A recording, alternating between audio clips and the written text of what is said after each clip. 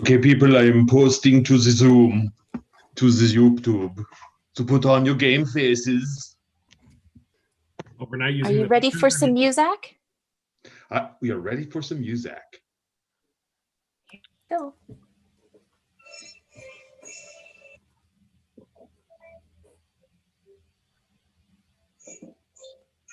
Oh, it's not sharing. Haha.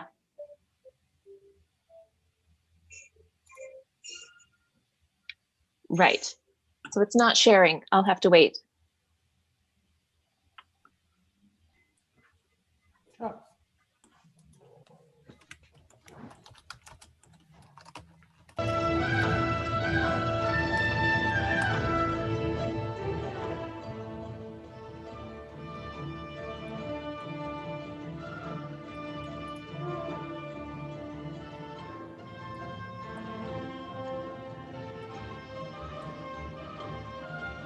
All right, everybody, we are live. Woo! Woo! Hello, Internet. We're coming at you with our dice. Well, hey everybody, this is the D20 initiative. We won't get fully started because we think that there's still going to be some people joining us. So we thought we might take a moment to just tell some stories of some of our favorite D&D or gaming adventure histories from our past. I'll maybe start off. One of my first experiences, or my most fun experiences, was playing a halfling who had boots of speed, and one of my compatriots had a fire arrow that would have defeated the ice monster, but he kept missing. So this halfling with boots of speed was running from one end of a cavern to another, picking up the fire arrow and taking it back to the ranger, probably about 5 or 6 times. And it was like, come on, get it right this time. Come on. I thought you were gonna say that you just like picked up the arrow and then just ran at the guy and just quickly stabbed it in. Where were you 13 years ago? Hey man. So yeah, that's my first favorite D&D memory. Anyone else have one that they want to share? I have one. Oh, you go, Justin. You go. I was just, it's actually not my story specifically, but I started playing D&D, and then I had gotten, the player's handbook and a couple of other books, and my wife was reading them, and then we were playing, and she's like, well, I'd like to try playing. And I was like, okay, yeah, sure. So we set up the next session. We made her a character, and she came to play, and we had come across this group of, I think they were zombie cultists, and she was an evil character, and so she took control of the zombie cult and got them to throw themselves off of a tower, and totally obliterated the cult. D&D was never exciting to her after that. How do you top that? It's well, that was it. Everyone, Drop and I'm out. yeah. I'm I've never done anything that cool. Oh, that's awesome. I have one. Yeah. Yeah. So my friend currently is him and a buddy are making D&D rules to include the Warhammer universe, which I know very, very little about, Warhammer 40K. However, what I do know is that there's a race you can play in Warhammer called the Skaven, which are just just humanoid rats, rat people. And they're kind of what are they called in StarCraft? Zergs? The whole idea is that in the battle formation of Skaven, you get just thousands and just send them at people. So we were in a tavern, and there was a big bell in the middle of the tavern. So we rang the bell because what else are you supposed to do? And thousands of Skaven were surrounding the tavern. So the whole session became like a zombie film where they were bursting through the walls. So we had to use mold earth to cover up that part of the wall, and there was a whole thing where there was a wizard on the roof that was casting fly and getting us out of there. But of course, so it was like a Left 4 Dead. You have to hold off the zombies before evac comes to get you, and you can cast fly and get out of there.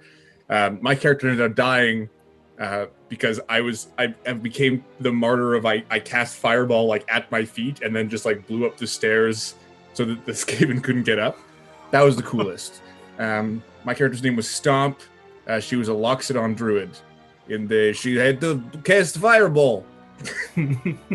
That's mine. Anything to do even remotely with zombies, I'm all about. Nice.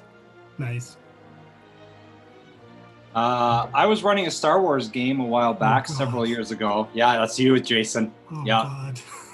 And I had a group of adventurers, of explorers who did not understand the underworld. These were not necessarily street smart people. They were good-hearted people.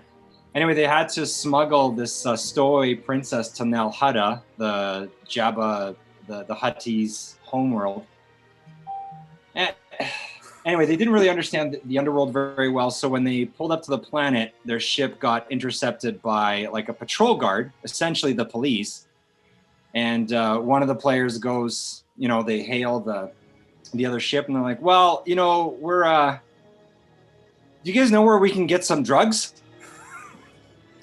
And because they were trying to smuggle in this princess through like underground channels. But the moment they asked the police where they could get some drugs, I'm like, well, roll for initiative, guys. What do you want? Like they're gonna shoot. I'm pretty sure we were shot down immediately after. You guys, the craft definitely didn't survive. They had this wicked like Lambda class shuttle that was like all souped up and tricked out for their like smuggling needs, everything they needed to smuggle someone. You guys know where to get drugs? Roll for initiative, guys.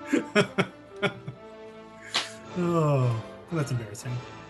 If it helps anything, Jason was not the one who asked the question.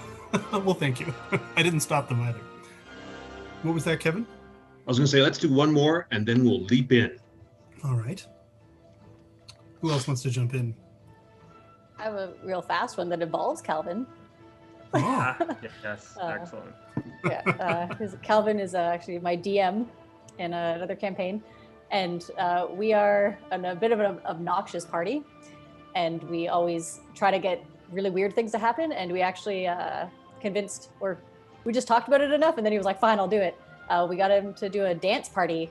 We hosted a dance party at a local bar. And we ended up getting a lot of good information, but there was a whole dance party like playlist for it, and a lot of fun. Very entertaining. Yeah, it was fantastic. Probably the weirdest thing I've ever had to role play was figure out how to role play a dance party within D&D, but I pulled it off. It was actually probably a Minotaur in the corner breaks down in a nasty routine. Yeah. It was the only time he's let us split the party. Yes, that was also the most controversial part of that session. Also, probably when you let the party do the splits, because it's dancing. Mm-hmm. Yeah. Thank you. The sound was implied. I appreciate that. All right, everybody, Yeah. Let's leap in. Welcome to the season finale, season 1 of the D20 Initiative's Dungeons and Flagons. My name's Kevin Cork. I'm the MC for tonight. We have a season-ending episode for you tonight. I will just start quick with a land acknowledgement. We are here telling stories, honoring the tradition of telling stories with the Treaty 7 peoples, all the peoples of the Treaty 7 region. So we are here to present our own story in our own unique way. For anybody who wants to participate, we have a chat rolling here on YouTube. We also have the need for 5 specific participants that are going to help each of the individual players craft a memorable evening. Now, the way that works tonight, for everybody who wants to, they can, not for everyone, for the first 5 people who will post for me in the chat the word squeak, they can be assigned a player, and they will be able to influence that player when he drinks his potion. So we'll start with that, and we'll also just get going. Now, all right, Kurt, you are going to be squeaking for Chord Flintfinger. that down so I don't forget. Sorry, who? Kurt. Kurt is squeaking for you. Yes. Kurt is your champion. Orderin is going to be squeaking for Doc Artois. It's Nice. Now, what happens is the characters will all drink this potion at the start of the adventure, and then once in the first half and once in the second half, the audience can choose to squeak. So what we're doing is we are duplicating some of the mechanics we use in our live game in an online format. ML, you are going to be squeaking for Vidur. hello. The second thing that will Example happen is that anytime a character rolls a critical hit, that we have a special table for that. Jason, our DM, has a special table. We'll get a... Oh my God, I'm losing track, Jason. Are we getting them to roll? I don't remember. We are going to get... we'll get Jason to roll a special D20 and name off the effect that happens when they roll a D20. Sorry, if they roll a natural 20. If they roll a natural 1, we're not going to use a table. We're going to use some terrible thing that's going to happen to them. So do we have any other squeakers out there? Anyone else who wants to...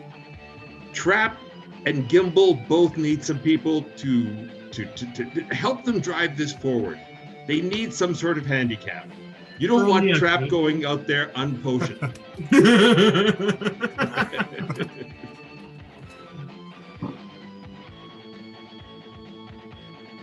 All right. We're going to move ahead with a random squeak for Trap and for Gimbal. And if everybody wants to jump in, just let me know with a squeak in the thing and we'll add them later. But Jason, what we'll do is we'll just make up a random opportunity to bring them in. Okay, sounds good. Oh, we have Jen who is going to do Trap. Oh boy. Perfect. And I'll run Gimbal myself.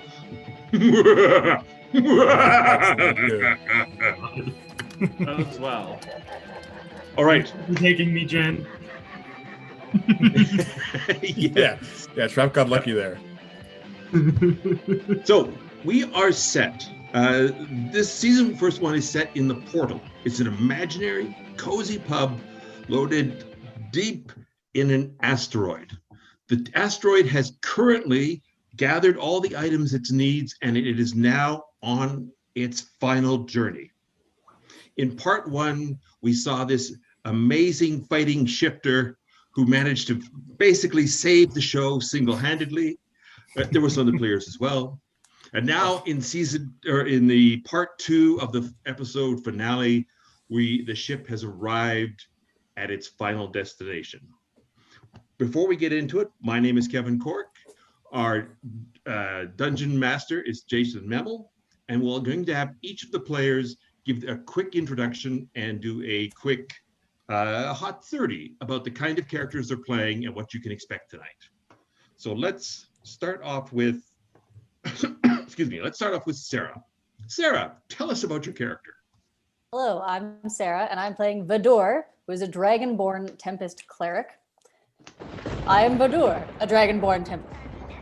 Come with my sound effects. I was awakened to the majesty of the Devourer when, as a young hatchling, I nearly drowned in the seas near my clan's village. My attachment to my god grew, and when I came of age at 15, I threw off my clan name, adopted the name Vidur, and murdered my brother in those same seas. This proved my commitment to my god and led to my exile from my clan. A double win! Since then, I've traveled through many worlds, devotedly serving the Devourer, manipulating and helping those as they can help me. And as I threw off my clan name, I often throw off my black traveling cloak to show off my chainmail shirt, silver hot pants, and the glistening silver scales that cover my 7-foot frame. Excellent. I always forget about the hot pants. Thank you, Sarah. Just Bart, very silver. Bart, tell us about your character. I'm Bart. I am playing George Flintfinger, a dwarven cleric. He is a level 3 cleric.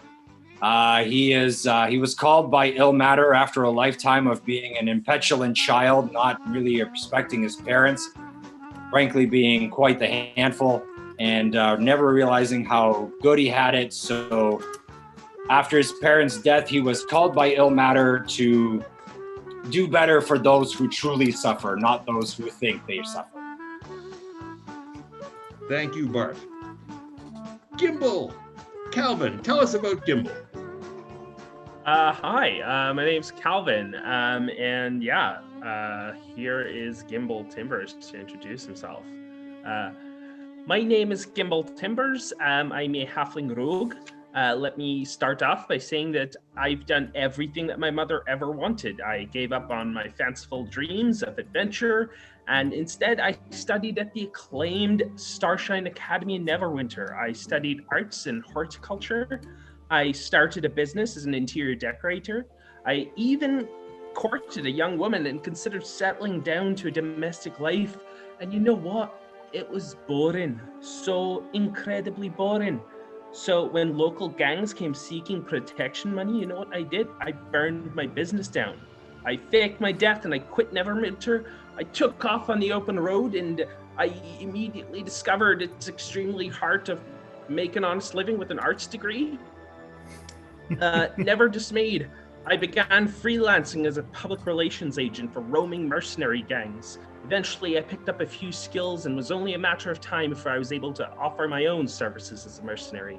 I still send my mother postcards every once in a while, but I never provide a return address because I don't need to have her telling me how disappointed she is in me. Thank you, Gimbal. Justin, tell us about Trap Flangtar. I'm Justin. Emotional switch into character. My name is Trap Mortius Flangtar, or Trap for short, if you want to go that route.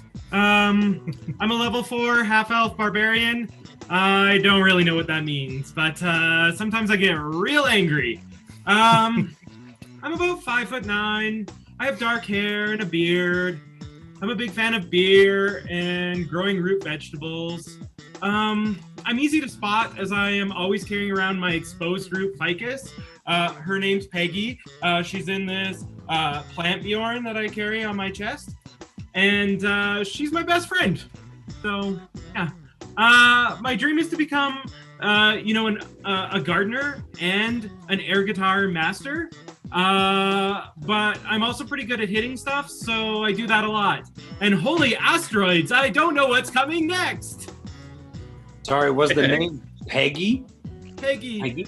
Peggy's my plant. Nice. And sorry, Peggy's your best friend? Yeah.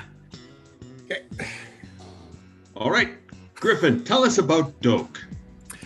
Hi, everybody. I'm Griffin. I'm playing Doak. Good evening to you, ladies and gentlemen. My name is Doak Artois, a Goliath monk with a taste for the finer things. But of course, the finer things aren't so great in a monastery, so I was kicked out of the Order of the Adamantine Mug after my sommelier position at the Space Tavern took an adventuring turn. I've fought Cockney bunnies, I've tripped over headless horsemen, and I've saved mid-air wizards.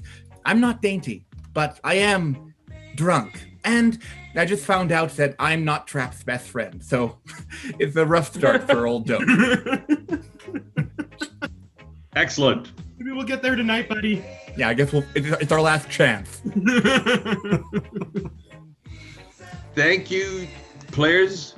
Now we have Jason Mammal, who is going to be Dungeon Mastering tonight, and behind the scenes, working all of her audible magic, we have Emma Braga running sound.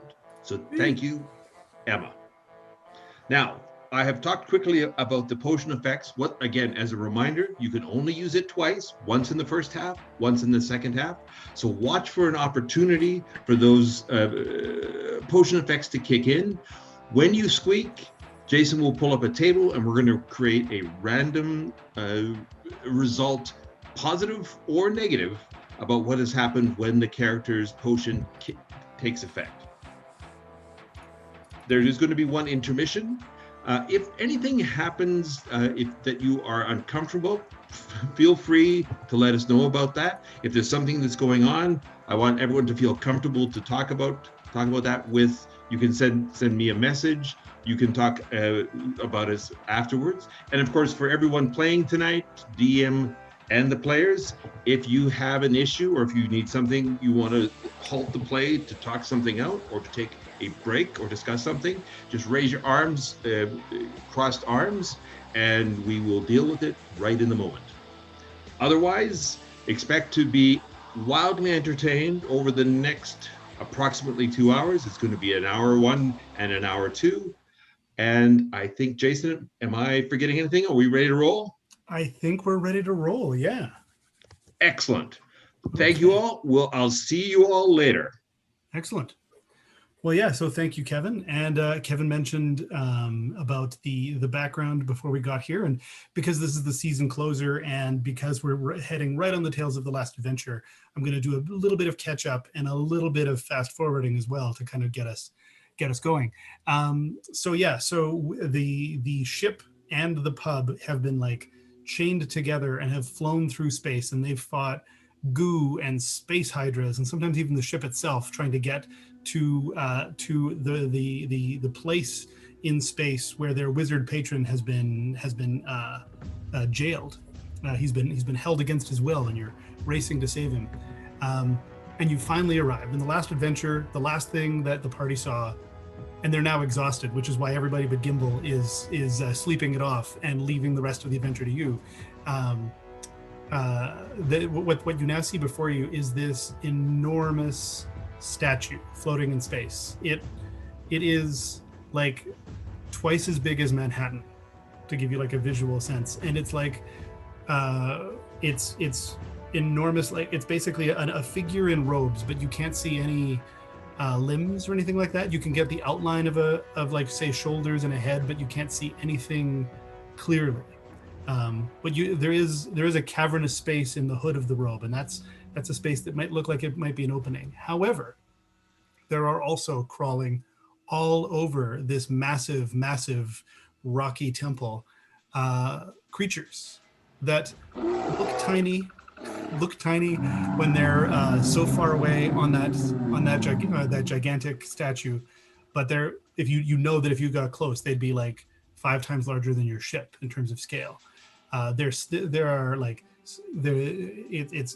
sort of a spiny monster with like enormous claws, gigantic monstrous spikes coming forward out of its head. There's blobs, sort of squid-like blobs that are floating through space with like multiple arms that grab smaller hapless creatures and shove them into their mouths. And so it seems clear that if you try to get close to this thing, you're just gonna these things that are way larger than you are just gonna pulverize you. And like there's no clear way to sneak around to that gigantic hood because, well, they're gonna see you coming. The only alternative at this point seems like it might be riding a ballista bolt that will be fired from the ship into the hood, and that will be your way in. Some of the other spellcasters are going to cast Feather Fall so that it'll prevent you from just splattering against the statue when you hit it, but it might be the only way to get past these enormous beings.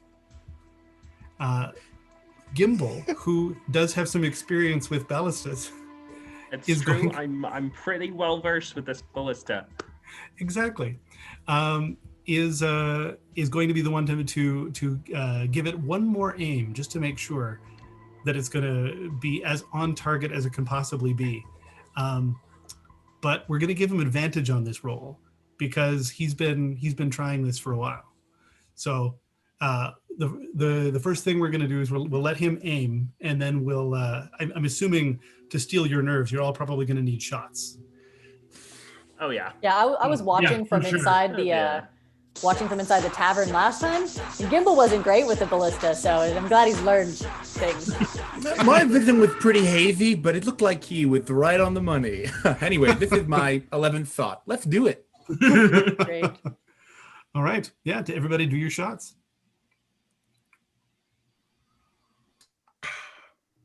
Just like Mama used to make. Back of the temple. Your mama yeah. might need to go see a doctor. So Gimbal, if you can give me a roll with advantage on your ballista aiming. All right, I'm gonna do You it. got this, Gimbal. Gonna really rock it this time, guys. Believe in you, Gimbal. 18. There you go. Perfect. Okay.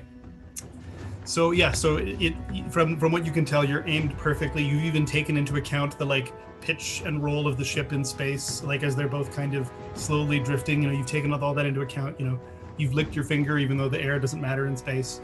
But you know, Oh yeah. it's all good. I should mention, just before you all leave the bar where the shots are being doled out, that blue hologram of Siorlum appears very briefly, and it's sort of like fluttering in and out, like his Wi-Fi connection is very, very bad. Tragic. He looks over his shoulder. Oh God, what kept you? Do you think I'm just relaxing here, waiting for you?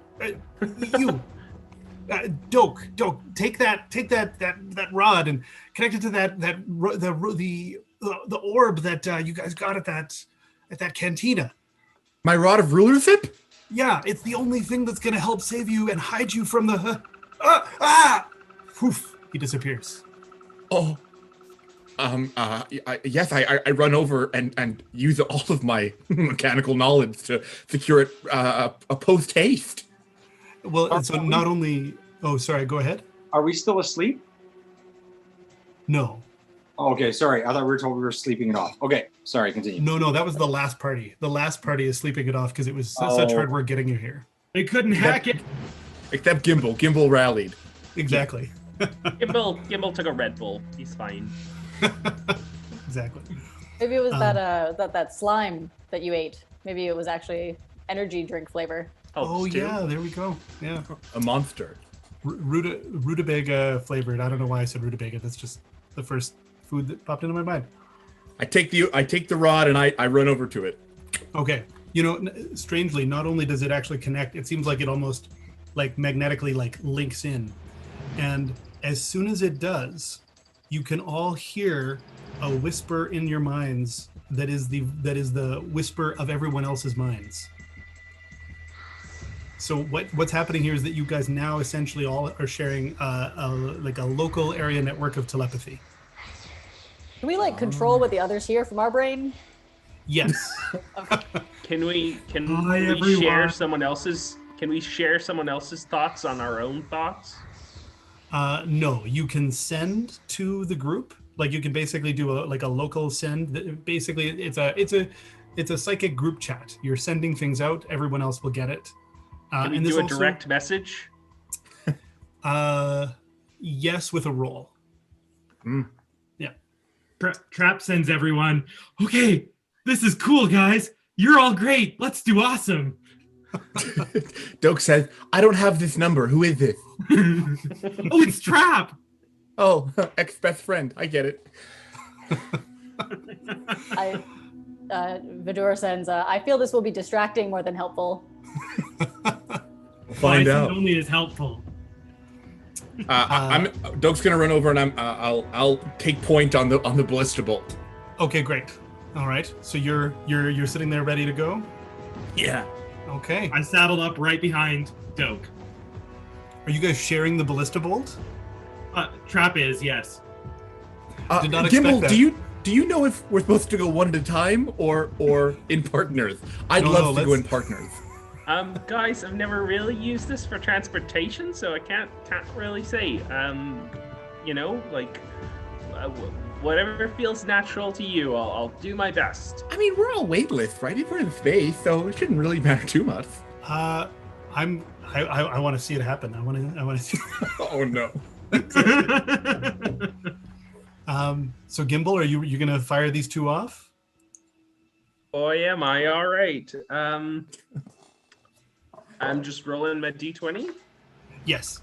Yeah. There's no way the Trapper Eye could like help this in any sense. Like angle it while you're flying through space, maybe. Okay, hold on, everybody. Hold on. Lean Before we heavily do that, towards one first side. Oh Sorry, no! initial shot. We have our very first squeak. Oh God. Oh no. But- It's for Doke. Doke's. Oh no. What is the effect that Doke is going to receive? I rolled a 19, which is good in most cases. Means I think nothing it's in this. It's all good. Yeah. Jason?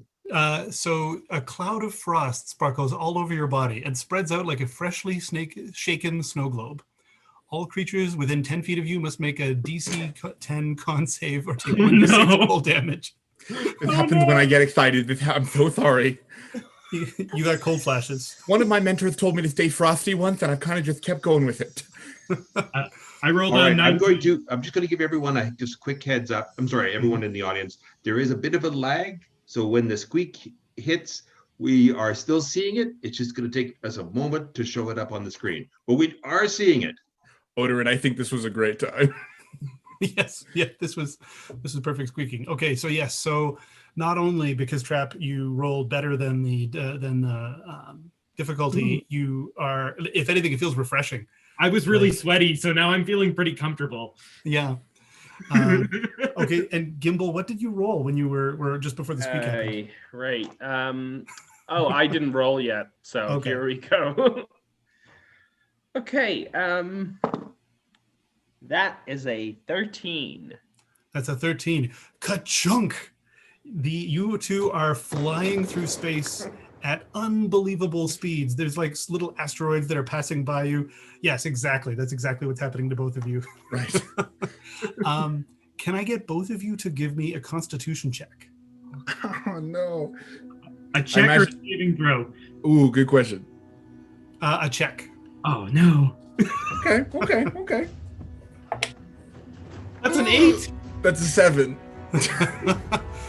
All right. So you are feeling when you get where you're going, like you might need to take a minute. You might need to take a breather when you get where you're going. So there might be when you land and you're settled, you're gonna have a disadvantage on your next two rolls. Oof. It rolls like attacks or ability checks. Next two rolls, exactly. Oh man. Okay. Yeah. All right. I imagine we're Who's- flying through the air on like this ballistable icicle. Yes. Yeah. Exactly. We're And- dropping Christmas presents. It's like tinkling ice behind you as you fly. Yeah, great. So yeah. So Leaving a you. dangerous trail of shards for us to fly through. Thank you. That's right. Don't take this path. Okay, so you're flying through incredible speed, but as you get closer and closer into this gigantic, and it gets larger and larger as you get closer to this gigantic statue, and the hood that you're flying towards gets bigger and bigger and more imposing and scary, and you fly into it. And as you fly in and land into this enormously large vaulted area, the feather fall that's been cast on you slows you down and lets you land, if not comfortably, at the very least, without causing a lot of damage and pain. And you guys are now both hunched over, trying not to puke out your guts. So Doke lands like Mace Windu in Star Wars and like tries to like punch the ground to make an effect, and Yeah. it sprains his wrist. Oh, that's what a 7 gets. Well, and specifically, the Constitution roll is for your nausea, for the Right, for the, yeah. the speed of the trip. I did drink 12 thoughts, so Trap vomits all over Doke. thank you. I was freezing. Send out a psychic message to Doke and Trap there. Are you alive? Did you make it? I am dripping, but I am safe. We will establish a perimeter I would suggest wearing a warm coat. and a puke bucket around your neck. Hmm. Or a plastic or a paper bag. All right, George heaves a giant sigh and says, "All right, Vidor, I guess we're next." We have to go in pairs. But is Gimbal joining us after? Is this? I don't know. Or does I don't want someone Gimbal to be watch left Gimbal? out, really. Gimbal can fire it. Like Gimbal will join you, but Gimbal can fire it without, like while still also being on top of it. All right, Chord. interesting. Why not? They made it. Mount up. Yeah, you should go in front. You won't see anything otherwise. That's true. I'm quite wee. Yeah, I am majestic in frame. Quite. This is kind of like a human hobbit sort of size differential. Is what I'm thinking. I'm 7 feet, so I don't know how tall Chord is. George is content to be the little spoon. Excellent. We mount the You ballista mount up. bolt. Okay, you climb on. You get on the ride, and Gimbal, fire away. 18. Excellent. Woo-hoo. Oh, Yeah, I've taken my cape off as well. The shot. Yeah, I take my cloak off as well and tuck it under my arm so that all the monsters see my silverness coming at them. Okay. All right. Well then, ka-chung. You guys are now flying through space. Fortunately, the icicles that were left behind them have now turned into refreshing water drops that are somehow not. Yeah, they're not hurting you at all. They're just like, this is nice. This is good. Glistening. Hold on, people. We have a squeak. Before we glisten. Always before the glistening. The glistening. So who's squeaked for who? I know you'd think that I would have that sitting right here in front of me. It's Gimbal. It's Gimbal is the squeak. Where's So Gimbal? let's say that this Excellent. happens just before the shot because of the lag. I think that's what was that was the intention. Oh boy. Right. Okay. Guys, come back. I have something special to tell you. Just before you go. Mulligan. Mulligan. Yeah, Mulligan. Yes, the time rolls back. Yep. Can you give us a D20 that I roll? Gimbal? Kurt was my squeaker. I rolled a 13. A 13. Kevin, weren't you the squeaker for Gimbal? I was. I apologize, everybody. We'll just flip those around. Chord, I'll get you later. That's fine. What do I care? Okay, so you sneeze, Gimbal, and as you sneeze, two mirror images of yourself appear next to you. And the rules here are a little bit different, but I'm going to apply them forward to your next encounter. So for now until your next encounter, there are 3 Gimbals, the 2 mirror images, and yourself. Excellent. You can never have enough. You don't have to ride the ballista bolt alone now. Of course not. Aw. Yeah, that's right. Me, myself, and I. That's a sitcom in the making, right? Oh, me, myself, and Gimbal. Me, myself, and me. And me. Great. Okay. So yes, you we'll keep the roll as rolled though for the firing, so we don't re-roll that because it was good. You're okay. Again, you've now been fired by 3 Gimbals instead of just 1, but you're flying through space. And can I get the 2 of you to do a Constitution roll for me? A Constitution check. 20, yeah. 20. Yeah.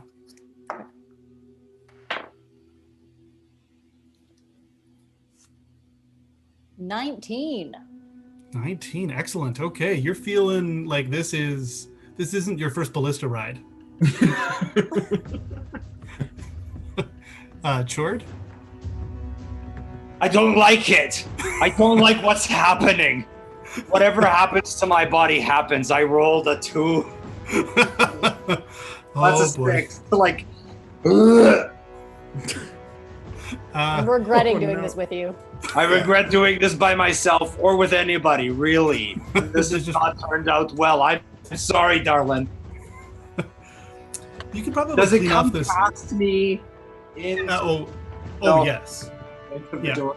Yeah. Like you guys are. Yeah. It's gross. I apologize profusely to Vidur. As much as I can. I'm sorry. I'm sorry. I don't do that.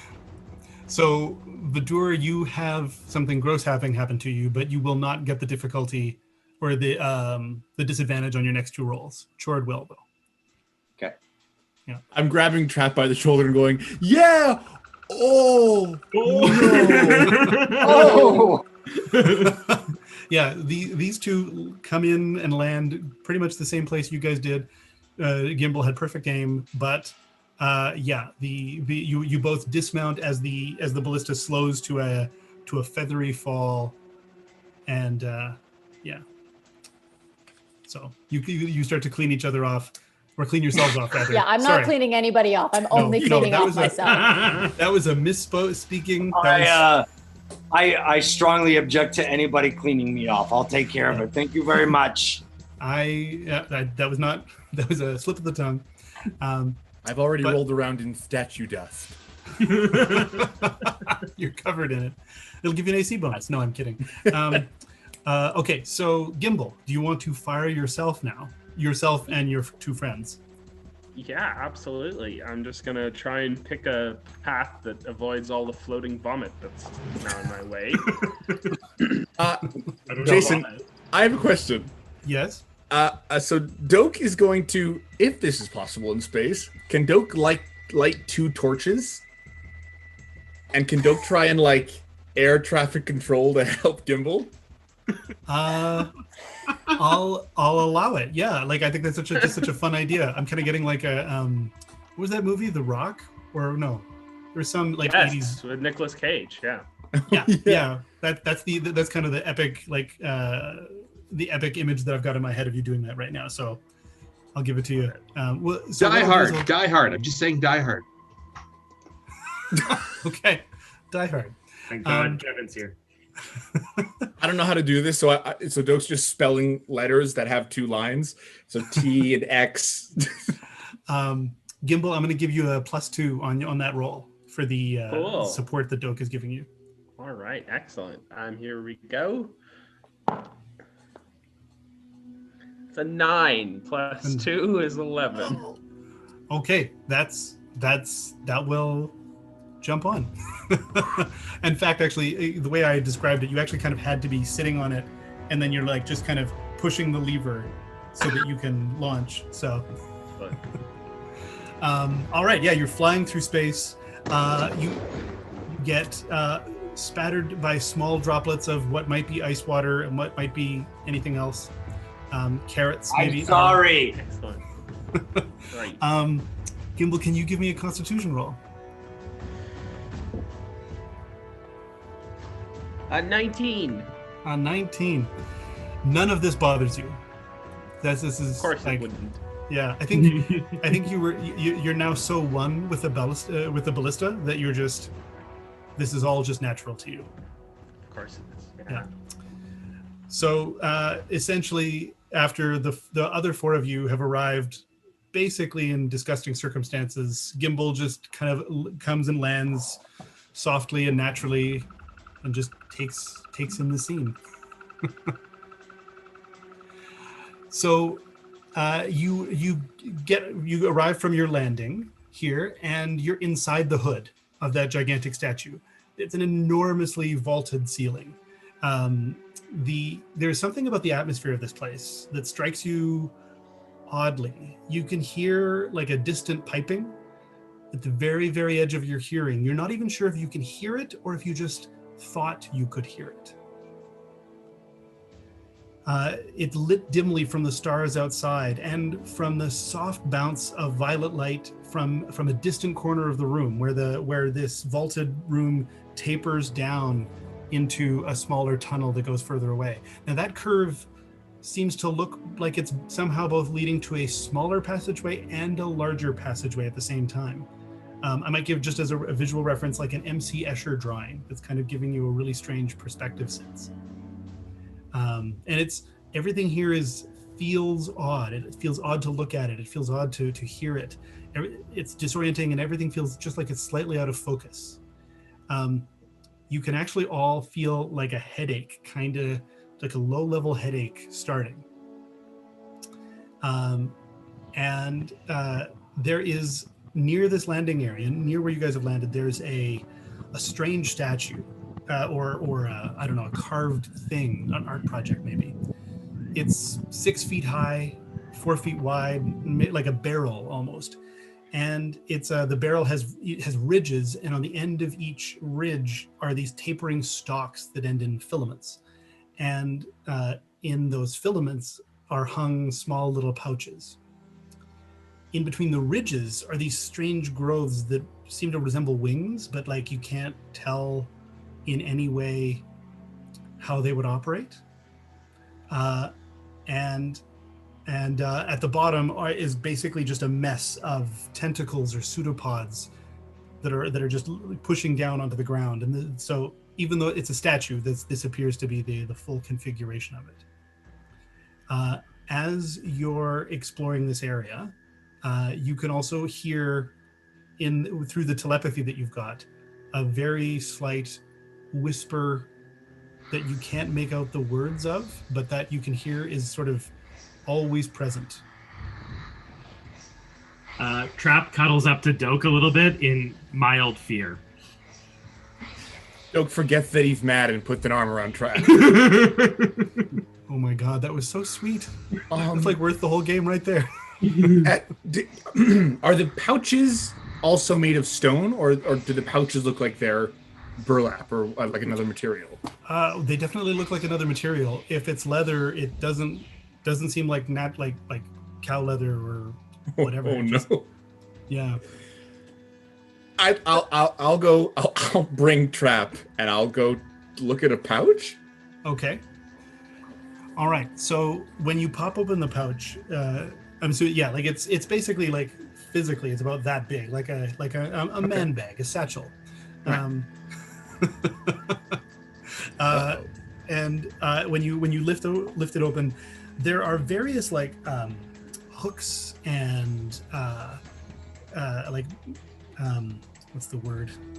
Something like almost like a, sorry, my brain's escaping me for nouns right now, but like Barb? something like a tweezer almost. What was that? Tongs? Barbs? Yeah, there's barbs. Caltrops would be another thing that are in there. But there's also a series of like three goggles. There are these like they're about that big around your eyes, green opaque lenses, and that same strange, you're not sure what kind of leather it is, leather that would wrap around the back. Trap tries on a pair of these goggles. Yeah, these look like my color. Let's do it. I would love to see this. Yeah. Okay. I sit down and I watch.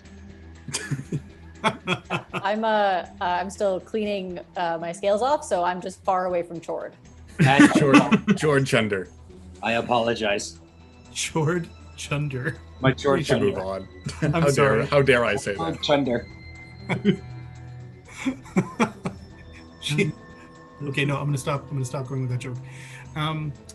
Okay, so when you slide on the goggles, the perspective of the way that hallway changes, like that, the sense of whether or not it is getting larger or smaller becomes clear. It's no longer looking like an optical illusion. You can see that it is clear. You can see that it is clearly going in that right direction. Also, that headache that you were feeling fades away. Ooh. I'm gonna send a psychic message to the group, and I'll say, guys, in this totally fine, I'm Thur Pouts. There's a lot of tools that I think will help us in traversing this statue. Goggles and with Tylenol properties abound. Is there more than one pouch? Yes. Yeah. Right. There's like 7 or 8 pouches. It's like this is All right. Yeah, everyone go get some goggles. Yeah. So I'll gather pouches and I'll hand them out to everybody. all right. And I'll flick a piece of carrot off of Allura's shoulder. Sorry. That one actually might have been mine. We took the same course. Thanks. Chunky Steve. Oh dear. Be Okay. upset this whole mission. As as you are putting these goggles onto your heads, you hear no longer just a vague whisper, but a more consistent skittering coming from just around the corner. And I'm going to say that that's Doak that hears that first. You have maybe 2 turns or you've got 2 things you can do between now and the next thing happening to deal with that skittering sound. It sounds like it's something that's going to be coming from around that corner. Okay, I'll send another psychic message and kind of just point in the direction that I hear it and go, we have company. And then, is our icicle ballista bolt still shoved in the ground? Well, it was all of the 3 bolts are physically like just lying on the ground. They didn't like chunk into the ground because they feather falled. That they, yeah. All right. So they're sitting there. I'm gonna pick one up and I'm gonna just get ready. I'm gonna mechanically prep an attack. Okay. And I'm still feeling queasy, but this would be easy. All right. Anyways, nicely done. Leave that to the bards. Okay. Absolutely fair. Yeah. No, I'm kidding. Okay. So does anyone else? I'm going to give everybody else one action they can do based on the message that Doak sent out before something comes around there. Who's the closest to me? Like Vidur, Gimbal. Gimbal's the closest. Okay, you know what? I think I'm going to cast Bless on Chord, Vidur, and Gimbal. Okay. Trap, what's going on with you? I'm just gonna be like looking through my my satchel because that seems cool. Okay. Vidur. All right, everybody, hold on 1 second. We have a squeak. This is for Trap. While he's looking at his man bag. Ooh. Oh, I roll. Sorry. That's a 17. Oh boy. I'm so scared. A ghostly hand shadows your own and reaches towards a creature within 30 feet of you.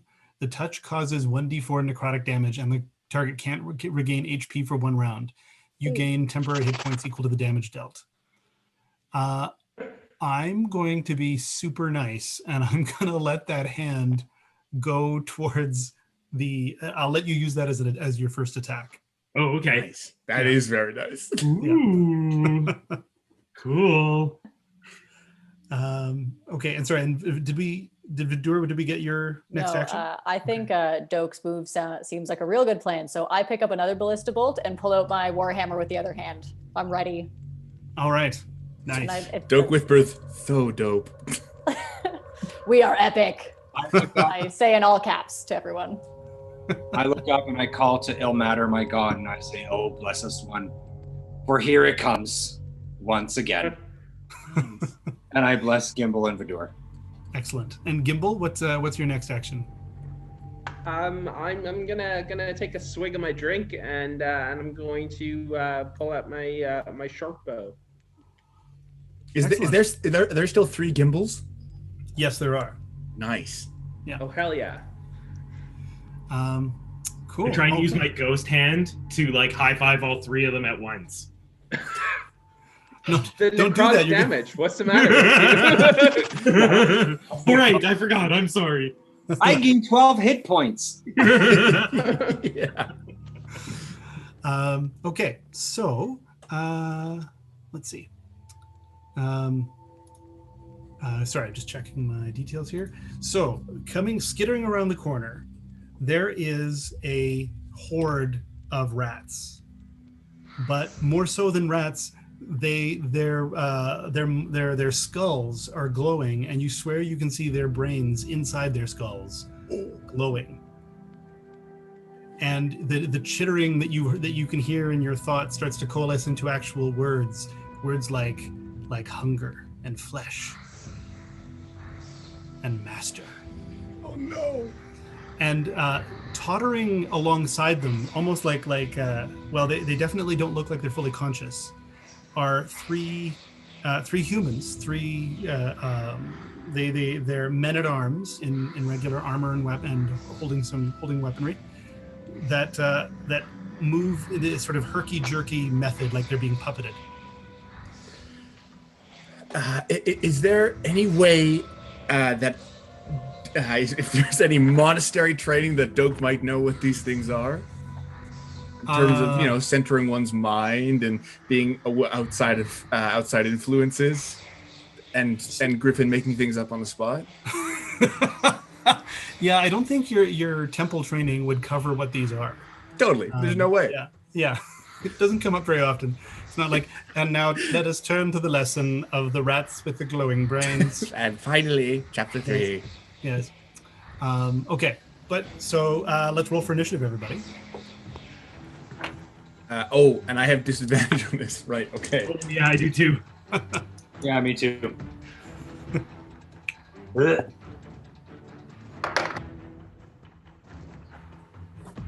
Yeah, 19. Wow. Okay.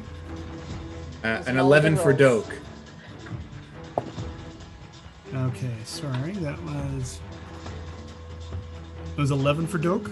Yes. And Chord. 2. Okay. No. I'm gonna take my time. I'm not so. Gimbal. 5 for Gimbal. Oh, there we go. And Trap. Do I have you? I don't think I've got yours yet. That's a 1 + 2, so that's 3. Can you roll that one more time? You're tying with one of the monsters on 3. Oh, yeah, I would love to roll one more time. That's a 12 + 2, Great. 14. Okay, great. So that just means you beat the monster, not the. You had to don't have a different score now. There was hoping. Yeah. Okay. Do I have everybody? I think I do. Okay. So, let me just get my information here. So the rats are going to go first. They have. Good. Typical. I'm just going to they're going to cast a spell and move towards, I think, based on the setup that I've got in my mind, I think actually Chord is sort of in the center. What I'm imagining is in the center of the room. So they're moving in on Chord. Yep. And I'm gonna do a squeak on Chord because it seems appropriate to have a rat squeak on Chord right this minute. I forgot the MC was the master behind that all. okay. So yeah, Chord, do you want to give me a D20 roll? 10. 10? But we also have Badur needing to take a sip of potion or having the effect of the potion because we got another squeak from all these rats. Okay. I'm at a 12. You're on a 12? Okay. So for Chord, for a brief period, your teeth grow extra sharp. You can take an extra melee attack once with this ability. Sorry, once with disability? Oh, sorry. So in the next attack, you're going to get an extra melee attack. Like you get to it, yeah, with your chompers, and that's a 1d6 slashing damage. Okay. And Vidur, sorry, what was that? A 12? Yes. That's not a good sign.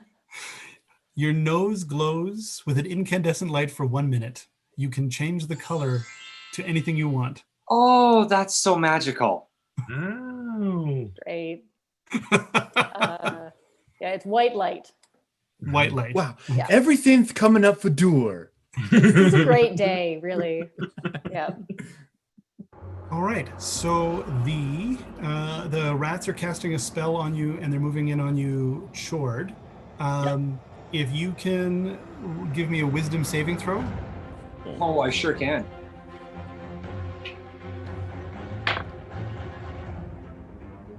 Uh, 15. 15. Okay. All right. So yes, the rats send this energy towards you. Like you see all of their brains glow like in once, and then they send an energy towards you, and you are buffeted by it, but it does not affect you.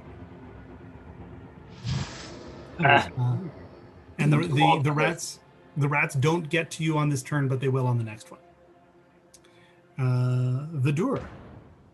What is the arrangement of the attackers, like of the humans in the mist? Is it just like a really wide pack, or is it like? The rats are almost kind of like this center mass. They're scrambling along, and then the three humans were kind of straggling behind them. So there's like they're in a 1, 2, 3. Maybe they're each about 10 feet apart. And how far away are they? At this point, maybe about 60 feet.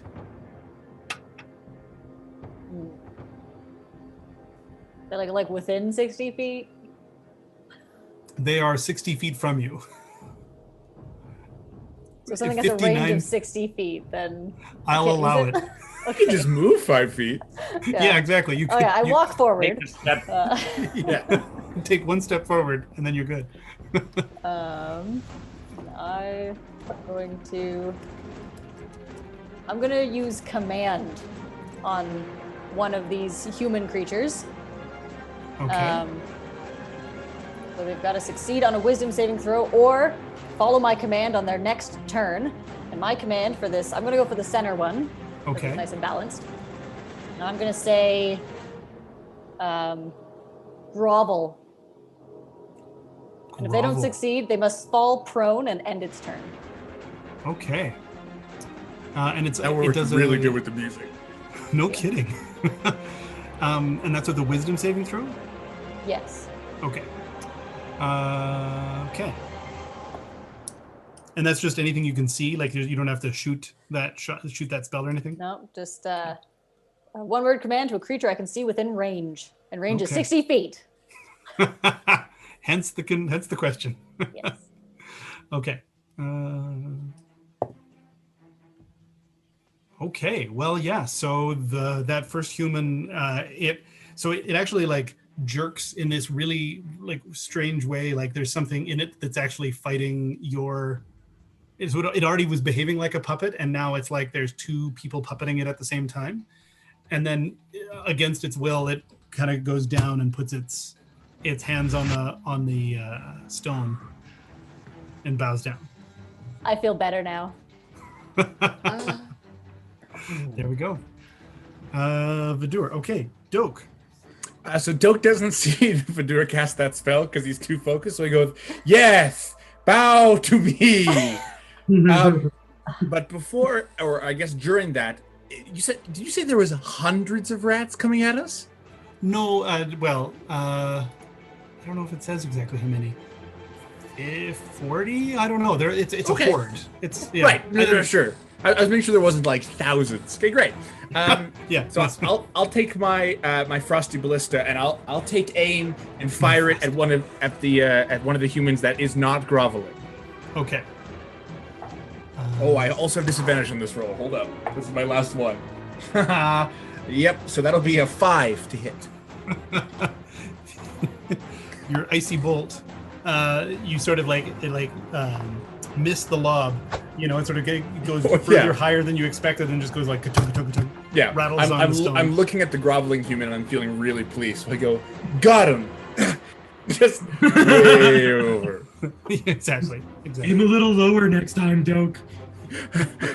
Where's my best friend? Gimbal, it's your go.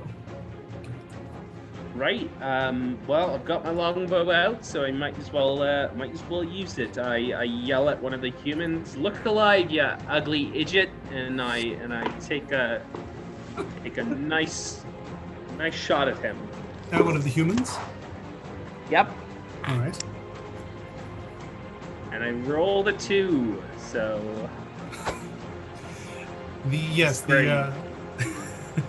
You're just kind of bracketing your target is what you're trying to do. First you fire to its left, then you fire to its right, and then you get in the middle. But in this case, all 3 of Gimbals get to fire?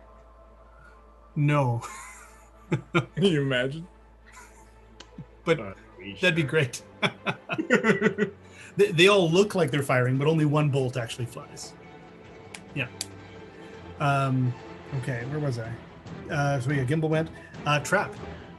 I would like. Can I use my floaty ghost hand? Can I do like an unarmed strike to sort of do a whack-a-rat with my ghost hand? Yes, you can. Do I roll separately for the ghost hand than I do for the unarmed strike? I think you do. Give me a second here. Where's the... sorry, I just need to find the ghost hand. It's not going to go well because I have disadvantage on the unarmed strike. No, yeah, this doesn't require a roll. This is just a ghostly hand reaching forward and touching a creature within 30 feet, and it's the rats have closed that far. So okay, yeah. So I like try and like smack one of the rats, but I roll a 7, so I'm sure I just like hit the ground really hard and it hurts my hand a lot. And then my ghost hand will like swoop through them. Yes, the ghostly fingers trail across the rats, and one of them dies. One of the rats dies. You all feel a squealing, not a squeaking, in your ears, in your mind, as the rat dies. Like this. Okay. Crap is really uncomfortable with this situation. Okay, so then the 2 humans. And I get some hit points. Yes, you do. You get 2 hit points. Nice. Where are my... Here we go. Okay. Thank you, So Squeaker. the two humans that are behind the rats pull out their crossbows and aim. The first one's going to aim at the doer. There. And It's the hot that is pants. 17 to hit. Right. I have to look at things. Yes. Yeah, that hits. All right. Just a So quick that- interruption. Kurt reminded me that he didn't get to squeak properly because I misappropriated his squeak for someone else. So he wants to reaffirm his squeak for Gimbal. So we've had a discussion about this back and forth, but he did. But I don't want to interrupt very much longer. But I think Gimbal's effect has to happen the second time so that he now has six Gimbals instead of 3, just so that Kurt feels like he's involved because he's really raising a stink in the chat. And that's all I'm going to say.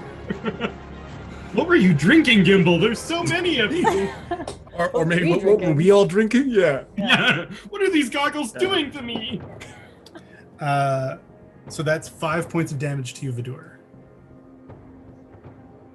And then the next one is going to shoot at Doak because they saw them level that ballista bolt. Yeah, so fearsome. But he's even in that weird puppeted body, it still finds your attempt to throw amusing, so amusing that it's laughing too hard to shoot properly, and it misses you completely. Yeah, and I'm still looking for my ballista bolt, so I kind of dodge it. Yeah, What exactly. did that thing? Wow, I'm so strong. He's slapping his own leg while trying to shoot you with the crossbow, and that's Yeah. what goes wrong. All right, Shord, it's your go. Can I do like a perception or like an insight check? Are these rats undead, or can I tell? They are not undead. No, I think that's not a perception check. I think it's like what they are is they're like otherworldly. Okay. Yeah. And they're still like 60 feet away. No, now they're within 30 feet. They approached you as they tried to dominate your mind.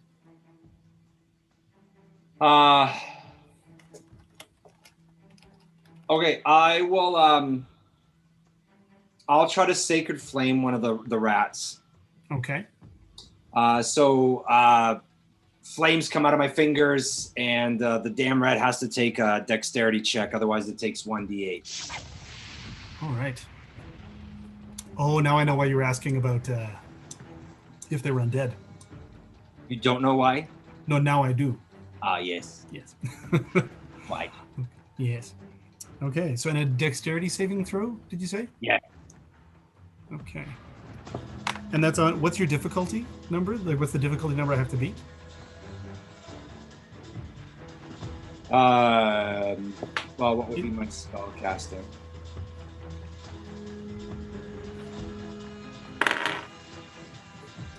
$14? 14? Yeah, sounds right. Yeah, 14. Okay. So the swarm of rats tries to like make a gap to make your flame like just hit the ground instead of it, but the rats don't get out of the way in time and get hit. So whoosh, how much damage? 3 and 4 for the bless. 5. 5 total? Yeah. Okay. Okay. Very gentle flames. Very gentle. Okay. Well, and now the rats. They are done with this. What do you mean? Okay. It tries to hit you again with a powerful force, Chord. All of its brains glow, and it zaps you again. Give me another wisdom saving throw.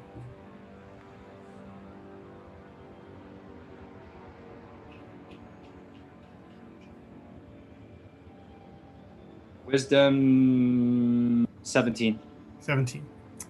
Okay. Okay, you're lucky. The energy pushes over you, and you can feel it buffeting your brain. But you've got a very strong will. Yeah. Great. And then because they're close enough, these guys will be able to attack you. So there is going to be one attack on your. Basically, like think of this damage not as like a single bite, but like many bites. This is damage or to hit? To hit. Sorry, I haven't hit you yet. This is to see whether. But when there is damage, don't think of it as like one large bite. Okay. Let's see. Little nibbles. Yes, many little nibbles. That is a 22. That's a hit. That's a hit. Okay. Oof. Man, these rats ain't playing. No. Okay. And that is, let's see here.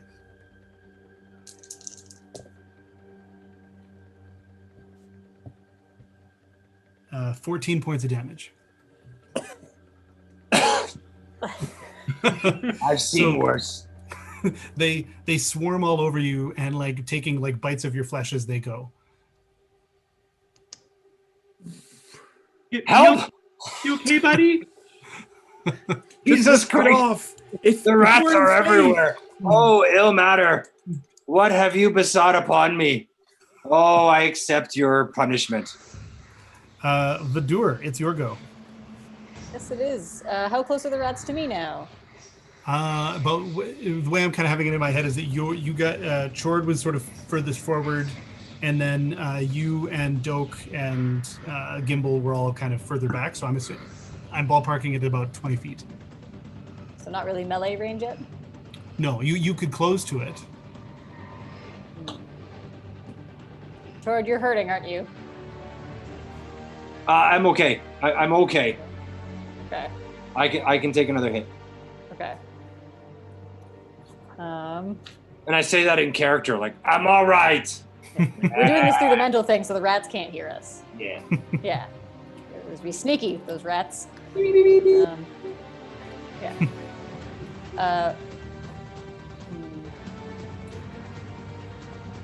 Now, if I had something that was a 15-foot cube from me, how many of my companions would I hit? You would capture Doak and Gimbal. Maybe not the best one. Spells that just kind of go out from you are usually they're very not useful. You always hit your friends, you know. All right. Well, then I'm gonna close range, I guess, on these rats. And am I able to swing with both the ballista bolt and the warhammer? Yeah, I would say so. Sweet. No, wait. With sorry, I just about Or just like, about or like forgot a double sweep through. I think you can whatever your normal bonus is to attack with your main weapon. Yes, you can do that. But if you're attacking with 2 weapons, I think the second weapon is without any bonuses, like without any pluses to hit or anything like that from your strength. Okay. So I would say your Warhammer, yes, you can attack as normal, and if you want to attack with the Ballista Bolt, because you're not trained in wielding 2 weapons at once, basically. Then the other one will be a flat roll with no bonuses. Okay. I don't know what bonuses I get to add. That's on me though. Otis, I do. I figured it out. We're fine. Okay. Okay, great. So I'm gonna do that. Or would I be able to leap towards one of the humans, or are they too far still? They're still further away. Yeah, they're Okay. Yeah. Then I'm just gonna jump in the middle of the rats and try to hit them with both my warhammer and then the ballista bolt. Okay. We'll see though. You know. Yes, we will. Oh, and I get to add something for bless, don't I? Oh yeah. Yeah, is that a +1? Or 1d4? 1d4. I'm assuming it's within the duration of since I cast Bless. It's been a fast shot, land, rats, Bless. Yeah, exactly. That land rats. Good. I think I just 14. 14. That is a hit with your Warhammer. Okay. Yeah. So I'm two-handed. So 7 damage with the warhammer. 7 points of bludgeoning damage. All right. And I don't know what to roll for the ballista bolt. Well, have you already rolled your ballista bolt attack? Nope. Okay, so you need to roll It that. can't just be paired. No. Okay. No. Love you. 16. I'm better with it. You shouldn't be. I am proficient with heavy weapons, thank you. Fair enough. We're just Fair enough. excited to use them, you know. So So we excited. both did pretty good, both of us. equally. It's so because it's not really meant. Oh, geez. And she And fades. she turned invisible. Was not expecting that. Okay. Just- I'm gonna That anyway. was great. Lost my train of thought there. Okay, because you're not trained with a ballista bolt, and the ballista bolt is also not meant to be a manual weapon. Like you're not meant to be wielding it the way you're using it. I'm only going to give you a 1d4 for damage because you're not using it in a way it's designed. Basically, 2. 2. All right, 9 points total. excellent. So yeah, again, you guys are hearing more and more squeals in your mind as the squeaks. I really don't like this.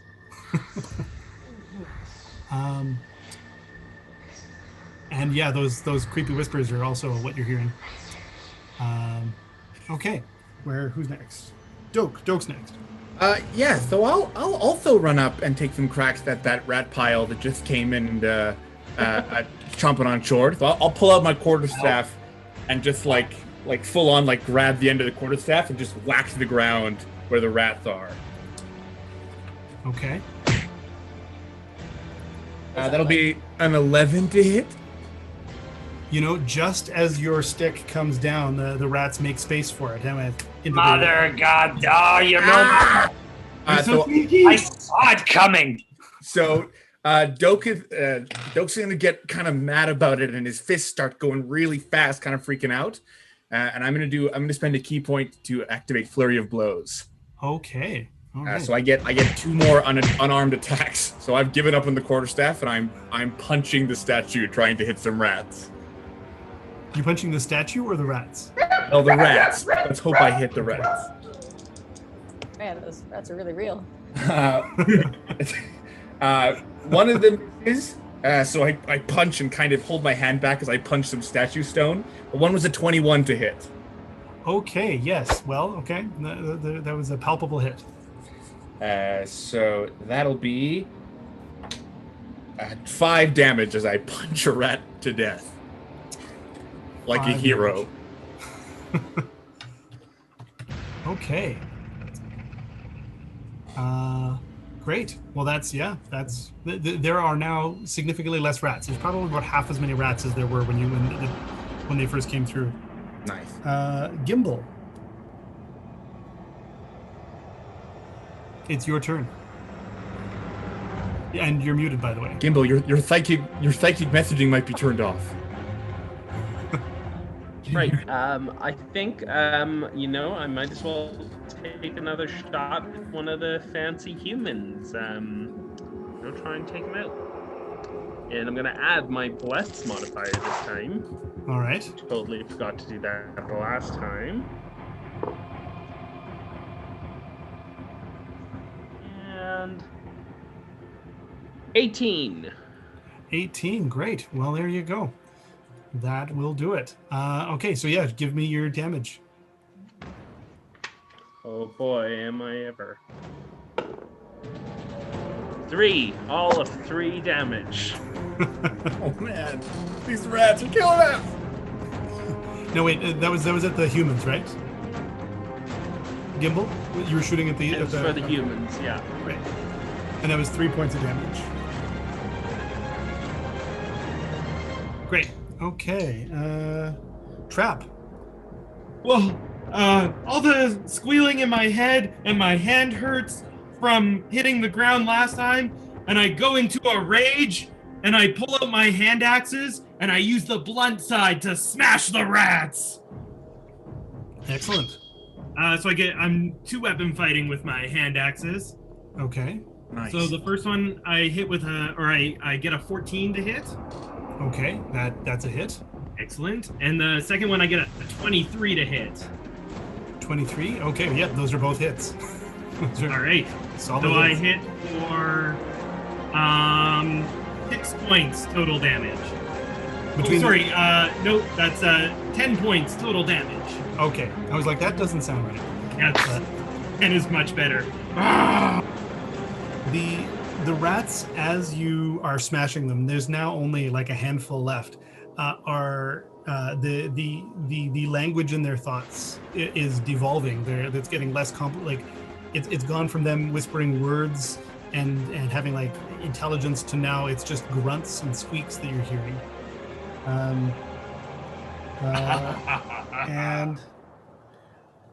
But then the thug that you had commanded, I think that was is it command that you used, Vidur?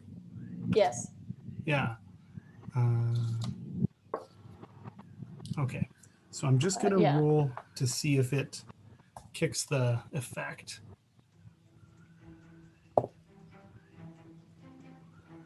And sorry, what was your difficulty or like your DC check for your spell casting there, Vidur? The spell save DC? Yeah. 12. 12. Okay. So the thug that you sent that information at, or that confusion at, shakes it off and re-puppets himself back up and pulls out a crossbow to shoot it at you. And in fact, all 3 are going to be shooting now at Vidur. Of course. So I'm going to use the darn nose. Yeah, that's right. I'm going to be using 3 different D20s for each of the. Shit, I can't hear them. That's now the noise the rats are making. Okay. So that's a 19 to hit. That hits. Okay. The other one is that's a 7 and a 9. I'm assuming Those bounce don't off hit. of your majestic I'm- scales. I catch him in midair. Nice. There you go. Thank you, Emma, for the catching sounds.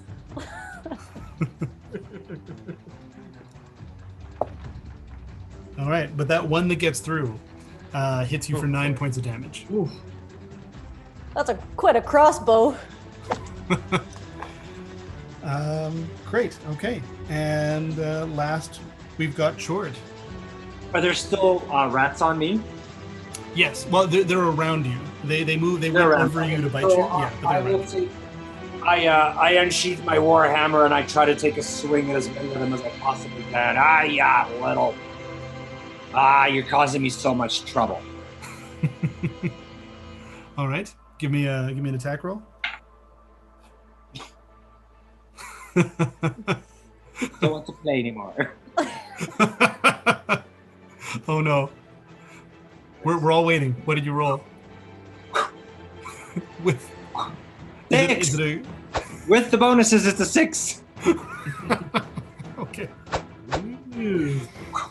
Okay. Yeah. It's the pain from all the little bites that just throws off your swing. Yeah. Kids. The rats decide to disengage, so they all sort of squeak back to try to get away, and they can. So they've basically squeaked themselves back to the humans. That's all the rats are going to do. So now it is Vidur's turn. Am I in front of everyone now because I leapt into the fray? Yeah, I mean, you and Chord are basically, you, Chord, and Doke are all really like right next to each other. You, Doke, Chord, and Trap, actually. The only person who's not right in the group is Gimel. Okay. Yeah. So I still can't use that. Hold on, I have these out of order. Okay.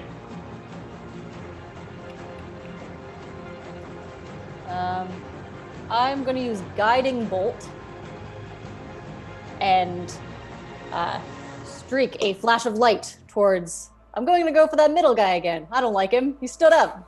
Okay. So he stood up. I have to make a ranged spell attack. This is just... All right. No, I don't. I just talk big and then I do nothing. What did you roll? Let me add my bless. Yeah. There you go. The 5. If I feel like I'm asking you guys to tell me the number, it's not to shame you. It's just to let the audience watching at home have a sense of what's happening. I know. Okay. Well, but that was a valiant effort, Vidur. Is there anything you're doing other than casting your spell?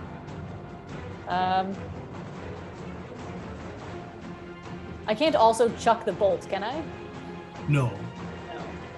I would like to send a mental thumbs up to Vidur for trying as hard as I did and failing as hard as I did. We tried. I tell you that I like your Warhammer. Hold up mine. Cleric bros. Yeah.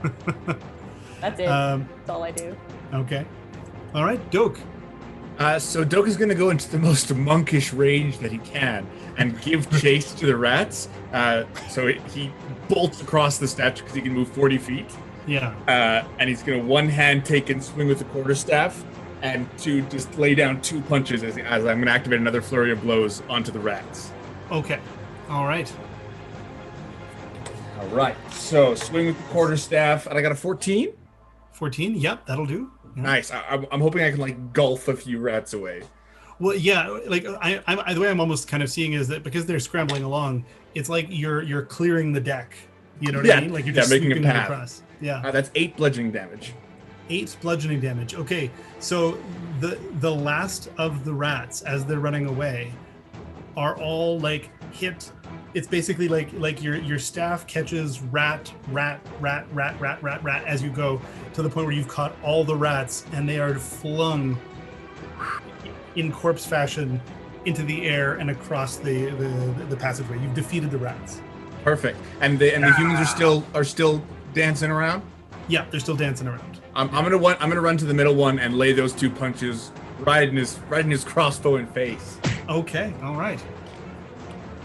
So that'll be a nat 1 for the first punch.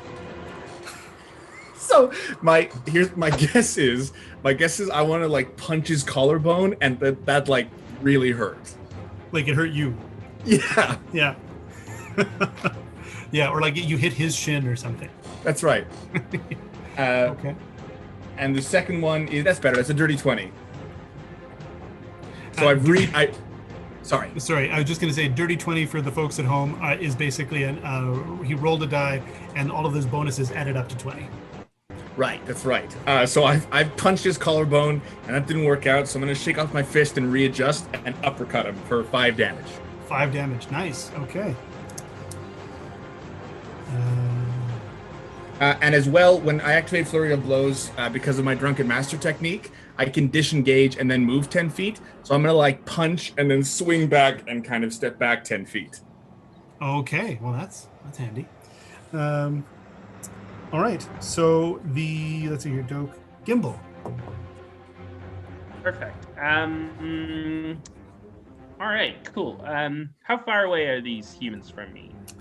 For you, they're still about 60 feet. Okay. All right. I guess I'll just stick with the longbow then. Just keep taking my little pot shots. Bow down. Okay. What do we got here?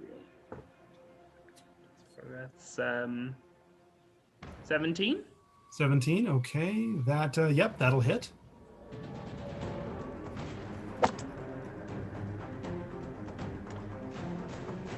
And we're gonna deal some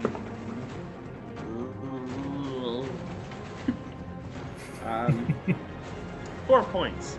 4 points. Respectable. Okay, so the you hit the same one again. He's been grazed now by a couple of your arrows, but he's still holding strong, holding with his crossbow. And trap. So I see Doke go in and punch and then like get hurt, and I'm like so mad at this guy. I go into a frenzy. And I put my hand axes on my hips and I whip out my great axe and I just go like head smashing with my great axe. Nice. Okay. Right, give me an attack and I rolled a 15 to hit. Okay, that'll work.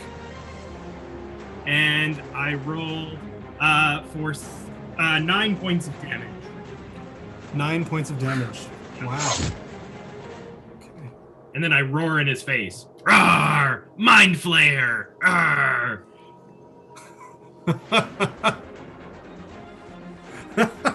Sorry, I forgot about that band name. Okay. So yeah, that got his attention. He's not happy. So that thug that you just hit drops his crossbow and then just pulls out the mace that was looped into his belt and swings at you.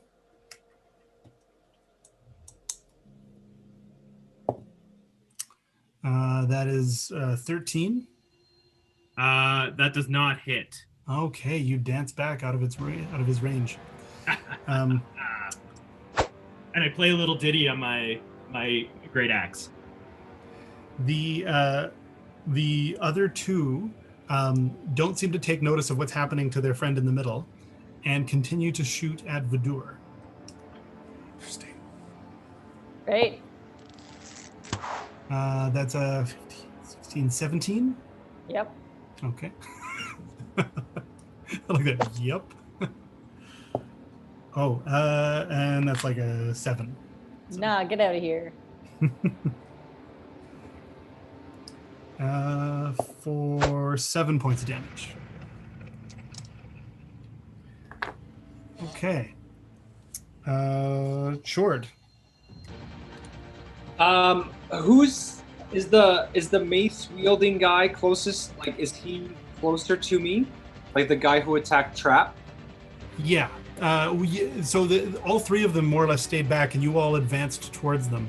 Okay. So, yeah, like they're if you're like, I don't think you were in range. You weren't in melee combat with them yet, were you? So so you can approach any of them with the rats. But there was the rats, and then the humans were like 30 feet further back, and so then these guys advanced to the rats.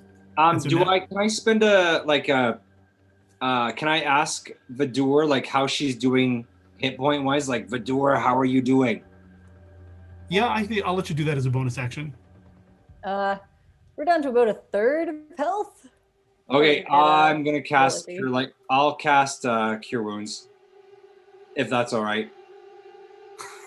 Well, it's fine by me. Do it, and I'm sure. Well, I Vidor don't know. would be Maybe happy there's with someone like having like someone objects or on some moral grounds. No. it. Oh, she's turning into No, a sorry. ghost. Yeah. No, I'm good with that. If yeah, I'm not going to argue. Vidor is a he. Just to that's confusing. Sorry. Yes. Yeah, Yes. sorry. Okay, so I'll cast Cure Wounds on Vidor. Great. Okay. What does Cure Wounds do? And I give her back 1d8 plus modifier for. Okay. So and you, I think you roll the hit points you're giving her. Yeah, Yeah. plus my So modifier. Yeah, plus Okay. my modifier. What's the total? 10. 10. Mhm. Great. Thank you very much. There we go. Very. I call upon ill matter and I say, bless this child, O chosen one. Even though she follows a different path. Vidor, you feel invigorated with this health that's now infusing you, and you are ready to go. Oh, and is it my turn? It's your turn. Yeah. Oh, convenient. Good timing. Okay. And Trap and Doke are very close to the humans, right? Yes. Yeah. Well, I think I'm just gonna jump in and there's one that's not because there's 3 of the humans, right? Yes. So I'm gonna jump over to the one that's not near my buds. Okay. My team. And I'm gonna swing my warhammer at him. Okay. Go ahead. Give, Wait, it, give it a swing. am I still holding the ballista? I'm still holding the ballista. I didn't throw it. Yeah, you didn't throw All it. right. I'm gonna just swing both of them at him. I'm mad. I also shoot a thank you to Jord.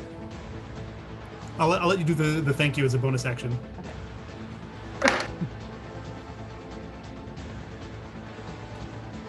Be an 8 with my warhammer. The maybe you were a little off balance as you jogged up there. So Right. the swing went a little shallow. Oh, but it's a 17 with the ballista. I'm keeping this. And that was a 17 without any bonuses. And the Yeah. other one was your warhammer with the bonuses. Oh yeah. Oh geez. Okay. Well, I think what did I say? 1d4 because I you're mean, not I'm getting better though. true. True. 1d. So yeah, but 1d4 damage. Oh, okay. Hold 2 points. 2 points. Take that, human thug. Human thug. Doke. Yeah, Doke's confused why the other two keep shooting at Vidor. So Doke's gonna invoke yet another flurry of blows. So Doke's gonna take a crack at this middle guy with his quarterstaff. That's a 22. So that'll be That'll do. That'll do. great. So that'll be 7 damage. Okay. I'm gonna do one of those really cool quarterstaff moves where I like spin it around and kind of whack him with the back of it. Nice. Nice. Epic. How's he looking? Not great. Yeah, not great. Okay. Like, yeah. What's interesting is that there's like all kinds of like, parts, like things that are dented in the bones that shouldn't be. There's like his jaw is clearly broken, but in his eyes, you can't see that he's registering the pain. Right. I'm gonna go. Well, register this. I'm gonna clock him in the face one more time. 7 hits Yep. for 6 bludgeoning damage, Okay. and I'll clock him one more time. And Oh my God. I'm hoping to go. We need to find the wizard, because that's 24 to hit. Oh yeah. Okay. That'll do. Another 6 damage. Okay. So that last one, it crumples whatever is left of a brain in that skull, and the body goes limp. Now, as it does, what you see is like quickly, like sort of almost like a mist, but it happens incredibly quickly. Coalesces out of his ears and into basically a brain with 4 legs that leaps away and then scampers down the passageway. Ooh. Do I get a shot at that brain that leaped away? No. All right, fair enough. I'm Yeah. gonna use my extra 10 feet from flurry of blows. I'm just gonna go stand in front of the other one that was shooting at Vidur. Okay. I'll stay a little bit back, but I'm just gonna try and get in the way of a crossbow bolt. Okay. All right. Gimbal. You're You're muted. still muted. Muted. Damn it. How So far. how many of these do we have left? There's 2 humans left. 2 humans, right? Yeah. All right. Well, I tell you what. I can. I'm able to use dash as a bonus action. So I think I'm gonna try and use my dash to close distance there, and try and get within melee distance and get him with my rapier. Okie doke. Oh, and now I think the dash, you can use that, but you still won't be able to attack this round, right? You'll have to wait till the next round. Action. I Yeah, think so? it's a cunning action, so it's a bonus action. So he still has his full action. Oh, he does. Oh, Right. Yeah. Right. Oh, rogue. Okay. Yes. Sorry. Yes. All right. Go ahead. Cool. Unleash your daring do. I draw my extremely dangerous, pointy-looking rapier, and let me add my bless real quick here. Yeah, that's a 11. That is the he parries, or not parries, rather. He sort of just steps aside of your thrust. No. So Close. Very close though. That was tight. I send a message to I- Gimbal. These guys are slippery. Trap. Trap is frenzying and raging and very angry, and he takes a swing at the dude that's in front of him Okie doke. with his great axe, and he rolls a natural 1. Oh.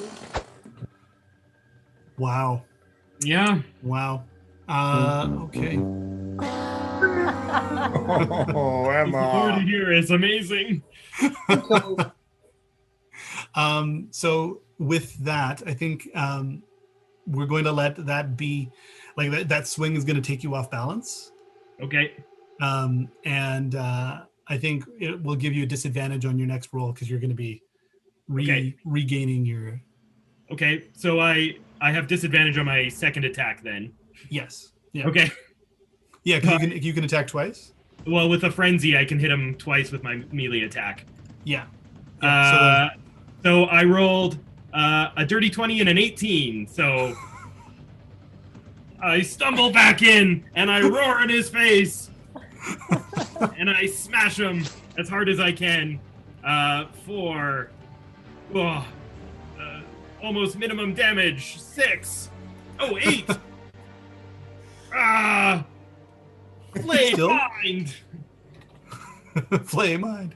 Sorry, that was 8 total. 8. Yeah. 8 total. That was amazing. I mean, honestly, there was just a whole narrative arc there between your nat 1 and your come from behind victory there. Like, He's learning the drunken technique. Yes. What was in that potion? I'm seeing 6 of him, and I don't know what's going on. Okay. Now it's the last 2 of them that are left.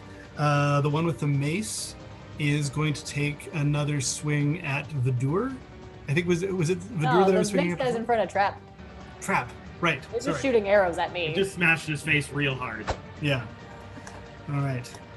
So yeah, mace guy is going to take a swing at Trap. That's a 13. 15 AC. Yeah, there we go. That's what I thought. The other one that Gimbal has moved in on, is going to take one more shot with his crossbow at Gimbal. And that is a dirty 20 to hit, but because there are 6 gimbals, one of the fake gimbals gets hit. And oof. Yeah. So now there are no. There are now 5 gimbals. That was my least favorite gimbal, so Does he like disappear in a puff of smoke? Yes, it was a gimbal gamble about which one I was going to get. nice. Yeah.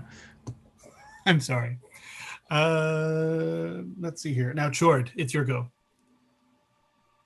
I think I can make the distance between me and the mace guy, Yes, and you I can. go with him with my warhammer. All right. Great. So George comes flying forward with this warhammer and his shield at his side, and he goes for the guy in the mace.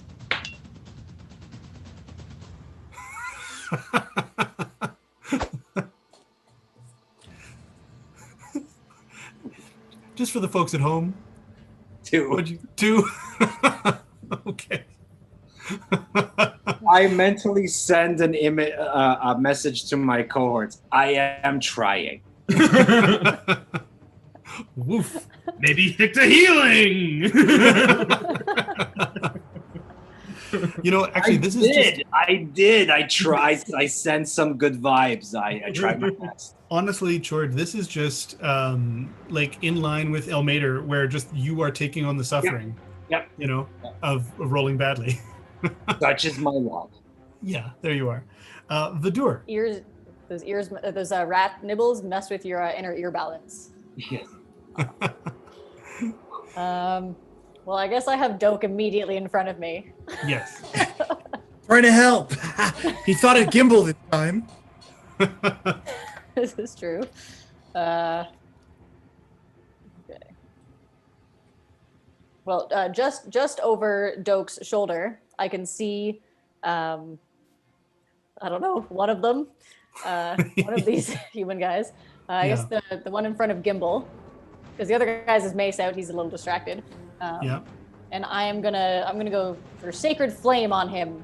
I'm gonna descend a flame-like radiance. Must succeed on a Dex saving throw or take 1d8 radiant damage. All right. He doesn't even see it coming. Excellent. Okay. Let's see. He was blinded by the light. And by the doke. Yeah. Didn't see it coming at all. Blinded by the light. Yeah, that's a whole 1 point of radiant damage. For the folks at home, more than sometimes damage happens more consistently, but overall, you know, they're putting in a good show. Sorry for shaming you there. Wow. Doke, so you've been dancing in front of this guy. A flame bolt flies over your shoulder and lightly grazes. Yeah, I'll pat out my ear hair from it being singed, and then I'll stop with the dancing. No more fun times. And I'll whack him with my quarterstaff right against the cheekbone. But it doesn't hit very hard because I rolled an 8. And I'll kind of just go with what's been working, and then I'll give him one more uppercut with a nat 1. Oh no! I feel like this might be like a stop hitting yourself kind of situation. Yeah, I think I uppercut all the way and just punch myself in the face. Yeah. Oh, I'm not even sure what game effect to put on that. Yeah, I think we'll just give you a -1 on your next attack. Fair enough. Yeah. For the bleeding nose. Yeah, exactly. Oh, suit. All right. Who was next? Gimbal. And you're muted before you start talking. Right. Got my rapier drawn, so I'm gonna try and get a little stab in on the one closest to me here. All right.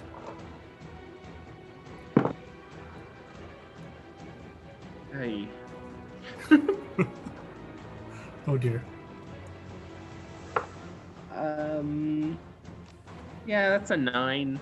Yeah. The thug dances back a little, does kind of a It's copying Muhammad me. Ali. Yeah, exactly. But with a blank face, like there's no arrogance in there at all. It's just literally like he immediately imitates the thing he saw you do. That's no beauty. There's no beauty in that. Yeah. Trap. Trap is still so angry and frenzying and so mad, and the guy that's in front of me is still alive, right? Yes. All right. Well, I just smash him again, and this time I hit him with a dirty 20. Nice. And are you still getting 2 attacks on this? I Is this part of your am. frenzy? So the first attack hits for 15 points of damage. Oh wow. Okay. Is he still up? Yeah, barely. There's there's a knee joint that's bending in a way it shouldn't, but Hey, this time, because Trap doesn't want one of those brain things to start moving again, he really goes for the head smash with his great axe. okay. All right. So is this a smash or like a chop? Well, it's a chop, but into the brainal area. Sorry. I like that. Hey, you're Yeah. so smart, Trav. It's amazing. Thank you. Um, But I get a 17. I'm assuming that's a hit. Yes, that's a hit. Yeah. And I get 14 points of damage. Yeah. You cleave through into that body, like through the brainal area, all the way. Well, just say brain, and it goes like straight down into the shoulders. Like you go way further than necessary. The body goes limp, and that mist sort of briefly coalesces, but then like just drops down like a mist onto the ground. Yeah. Trap. Okay, with the last one that is left, takes its crossbow and decides to shoot at Vidur again. They're like freaking magpies here. Going for anything that's shiny. I think he might be at disadvantage because I'm within 5 feet of him. Oh, I think you're right. I'm up in his grill. Yes, you are. I've returned to dancing. The default. Beautiful. Oh no. I'm sorry. I'm gonna apply this now, but I think the fact that you still are reeling in pain from punching yourself in the face means that you're Oh, sure. Okay. you're not all up in his I grill. stumbled back. Exactly. That is a 14 to hit. If my AC is 14, that doesn't hit? But that does hit, because my AC is 14. Right. Yeah, I think the defender wins on that. runner goes to the tie. The Yeah. tie goes to the runner. Yeah.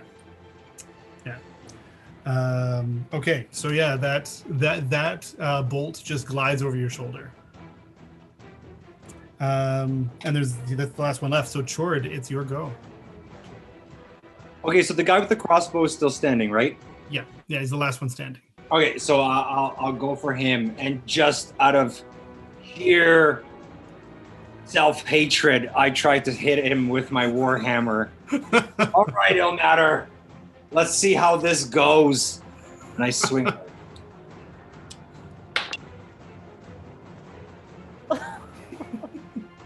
Natural 20.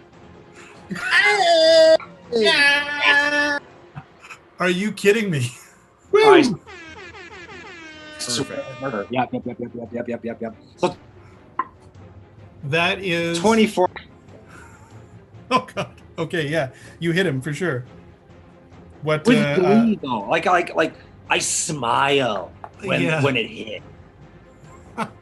Yeah, well, and I think I'm almost kind of imagining this is like Happy Gilmore. You know how he would kind of like step up to the thing and really just crank it. Like, yeah, big smiles on your face. Yeah. I I'm will gonna- stop to pray after. Sorry to ask. Do I double the dice or do I double the damage? You know, I got confused about this when we talked about it last time. Roll the dice Griffin? once, double it, Double it. Thank okay. you, Griffin. and then Yeah. add your modifier, and then the effect. 20. 20 points of damage. 20 points of damage. Oh my god. Or you Okay, just and came that's back in a big way. Booyah. What's your face now? I scream my god's name as I do this. Ilmara! Doke is slow-mo dancing in the background with a bleeding nose. Yeah. So the other thing is we have a critical hit benefit table that you're going to get, and so I'm going to roll on that for you.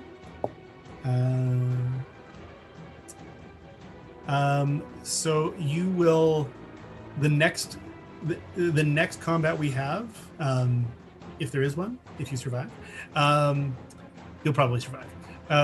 You will be at the top of initiative. Okay. Okay, so that was an incredible amount of damage all at once. The body crumbles to the floor.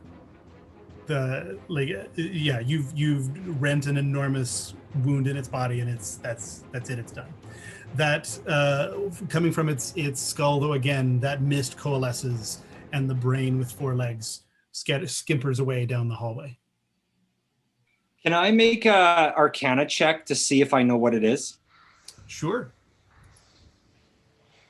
I have no bonus, but I might as well ask my brain. I know what this is. You ask your brain what brain that was. Yeah. 16. 16.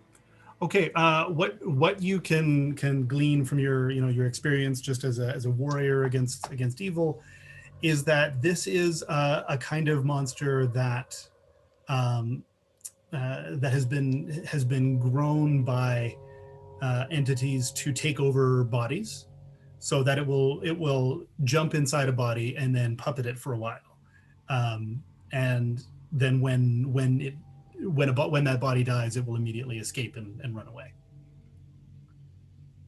Gimbal, poke it with your pointy stick.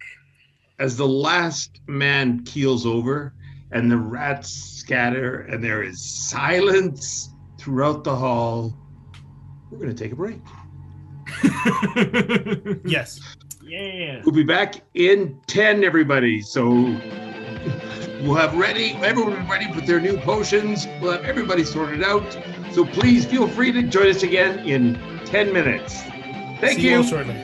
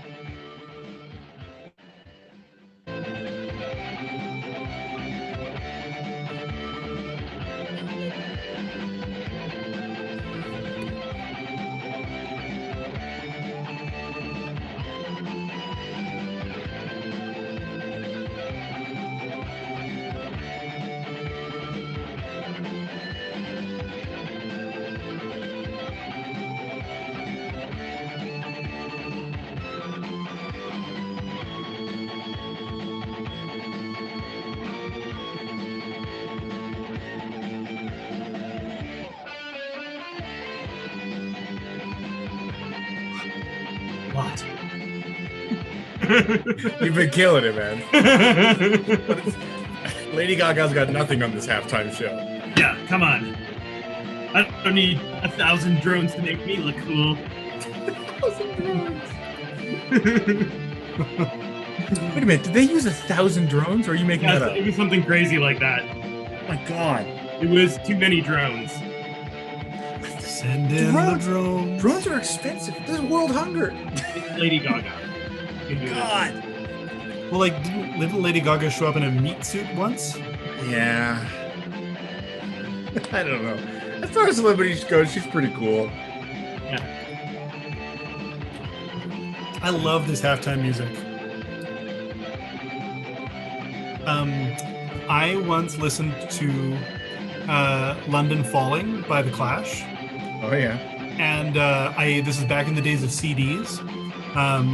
I didn't know. So basically, I kept thinking that the song would slowly end, and then just when you thought it was over, they'd bring it back for one more time. It turned out I had the song on repeat. I listened to the song like 4 times in a row, and I thought they just were too epic to stop. Right. Because it would always like fade away, like dun, dun, dun, dun. I'm like, nice, badass. Badass.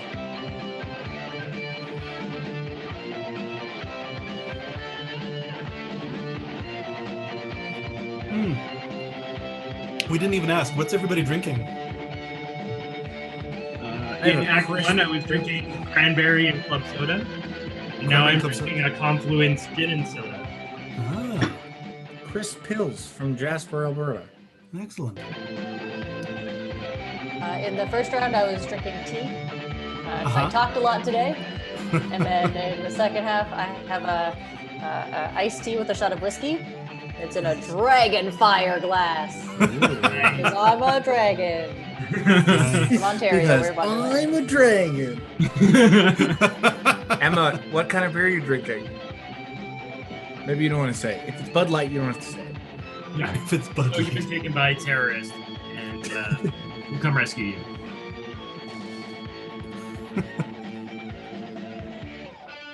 Air Fig IPA. Woo!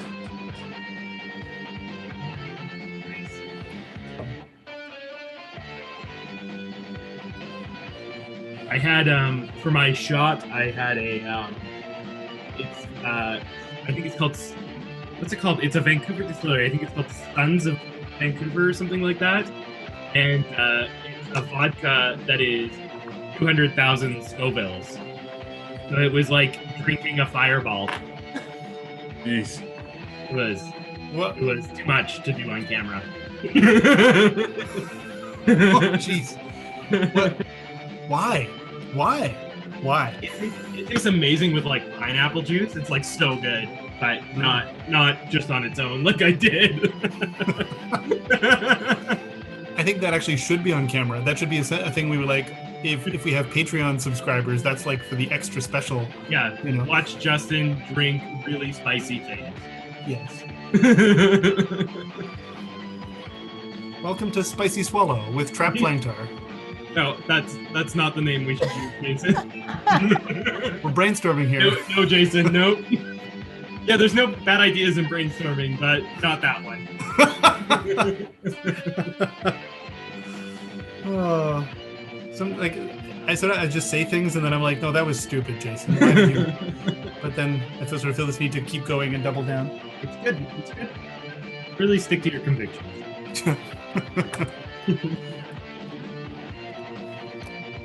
What about you, Calvin? What are you drinking?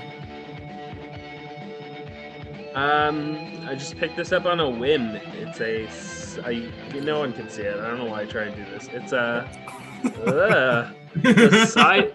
it's a Revel cider from Guelph, Ontario. Oh, nice. Yeah, it's not good though, but it's like cough syrup. I like how you kind of promoted it and then just like slammed it. That was the If best Revel part. Cider's watching, I apologize. All right, everybody. We're back. We are back. Yes. Okay. Jason. Let's dive right back in. Okay. So yes, you have three human bodies crumpled before you, many dead rats, their brains no longer glowing. And now I think who put on the goggles? Doke and Trap did. Are there no goggles in I all believe the we all did. I think we all did, All yeah. cracked the little Okay. module open. Okay, great. So yeah, that like MC Escher like layout of the space does still exist, but it no longer hurts your brain to look at it. It's basically giving you the ability, not like these aren't illusions, they're just less maddening now, is maybe a better way to put it. Yeah, So Doke's gonna take the goggles off his head and just kind of wipe off the thug blood off on his loincloth and put them back on and go, okay, we need to go find the wizard right now. That door doesn't look like a painting anymore, so let's move it. and Doke's gonna sprint. Okay, well, here we go. What do the rest of you do now that Doke has ran off? Chord, what's your response? We just to that? let him run away. Sword, as always, decides to be the guy at the back and says, all right, you go ahead. I'll follow along. I'm getting kind of an Eeyore vibe, and I like it. Well, things have been rough for Chord. Okay, so Doke is running ahead. Vidur, are you following Doke? I mean, like, I'm giving him a wide berth because I really appreciate his desire to be first for things, and I will just let that happen. But I will cautiously follow. Okay, Trap, what's your? Trap is like, he sees Doke run and he's like, I'm going after Doke, but he's like got one level of exhaustion, so he's like heavy jogging. Okay. And Gimbal, you're just letting them go? No. Well, I think Gimbal and his four other selves will kind of merrily skip along in a Snow White and the Seven Dwarves kind of way. We're off to see the wizard. Is anybody in need of a heal or like a top up? How are you doing, Chord? I think I'm gonna cure wounds myself. Okay. Yeah. Like, does it like we've got time? Like we are proceeding. Yeah, to the door. you're out of combat. I would say now would be a good time to do anything that you're going to get. So I ready to saw do. Doke running off through the door, and that's when I decide to kneel down and put my God wounds. After Sure. he's passed through the door. Yes. Yeah. I Okay. mean, like, yes. But Once like, he's committed himself to the action, yeah. I pray to Ilmater. I'm like, oh, I'm hurting. Okay. And so, yeah, how many hit points do you get back? 6. 6. Okay. And- 8, actually. Sorry, 8. Great. All right. Is there anyone else doing anything else for healing or anything before they go? Okay. Great. Well, so we've got Doke, Trap, Vidur, Gimbal, and Chord. Basically, is the vague marching order that I've got. I in my got head the here. Yeah. So the space that you're entering into, like I say, when I say MC Escher, like you can see like down this passageway into areas that open into large, gaping chasm-like hallways or passageways that you will see like thugs like the ones you guys were fighting thousands of feet away, but they're crawling on a way that the gravity doesn't seem to suit the gravity that you're dealing with. So they're walking on what looks like to you a wall, but for them is clearly operating like a floor. Right. And that's happening in different directions. Like for some, they're on the ceiling. For others, they're kind of on a diagonal. And you will see them get to the corner, so they will approach their floor, approaching what looks like their wall, and they will just take a step and join onto the wall, which is now their floor. Does that all make sense? Yeah. Great. Yeah. So that's kind of the whole space that you're dealing in, but it's so large that honestly, right now, you guys are wandering around with no one really to see you. Anybody that is in that area is anybody that you can see are moving so far away that you can't tell, or that they can't tell you and you can't tell them. Also, that rod of rulership that you're holding in your pack there, Doak. I think I attached it to the machine by the tavern, didn't I? That or the orb is like you can carry it around. Oh, I see. Okay, sorry, great. I made an assumption here. Maybe I was wrong, but I'm going to say I was right. That the orb, that you kept the rod, and the orb is attached to the rod. So you. Oh yeah, if I could have taken it, I would have. Yeah. Right. Yeah. No, it's in his pocket. I saw it. It's in his pocket. It's there. Thank you. Yes, there's the retcon. But the telepathy effect that it's giving you means that you can hear the whispers of the minds of those creatures as they go by, and you can sometimes feel like a sweep of thoughts wash over all of you, but those thoughts pass you by. Like, am I hearing anything about like a wizard or a prisoner or like the powerful one or anything like that? The language that you can hear is not a language you understand. Ah. Can I do just a quick like look around to see if I notice, like when we saw the hologram, we didn't see anything behind him, like no idea of where the wizard is, right? No. Okay. So you're moving your way through this gigantic building temple thing, and eventually you find this vaulted. Where did I find my description? Here we go. A passageway that opens into an enormous chamber. This chamber is like a giant open oval, and there are like not windows, but like areas that you can see through, in the gaps in the stone that you can see through into this gigantic chamber. At the top, or the top for you in terms of what you're looking at of that chamber, there is encased in this clear membrane this enormous brain that is probably like, I don't know, the size of a small building. Like it's a duplex. It's a brain the size of a duplex, but an evil-looking duplex.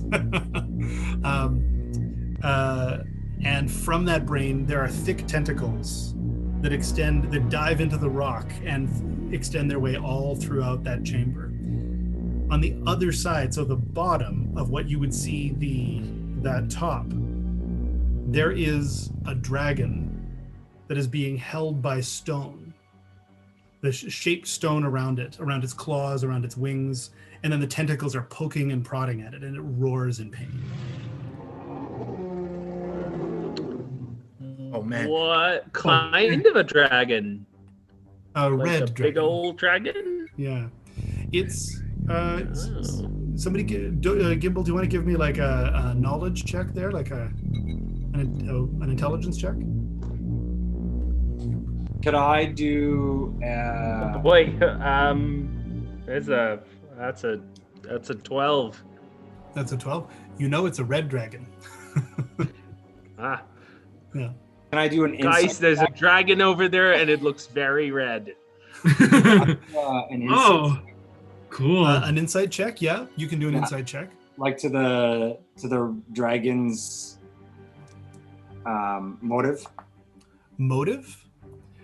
Yeah, like good, bad. Like, what are they trying to do? Like, clearly, it's enslaved, right? No, it's roaring in pain. It's not like it's held like its claws are held up against the stone. It's like feet, claws too. I don't know what dragon feet are called. Like back legs. Back legs. Thank you. Again, words just escape me sometimes. But anyway, the back legs are also held back. The wings are like they're these stone arches that are He's covering being over held top. hostage. Hostage, yeah. Okay. Well, and more so tortured. Like what you can tell, yeah, is that he's being tortured. Yeah, even like as my character, yeah. Like this creature is being okay. So can I do like an insight check to see what it might be thinking, like if it's good or evil, or how it might react towards us? Yeah, totally. Yeah.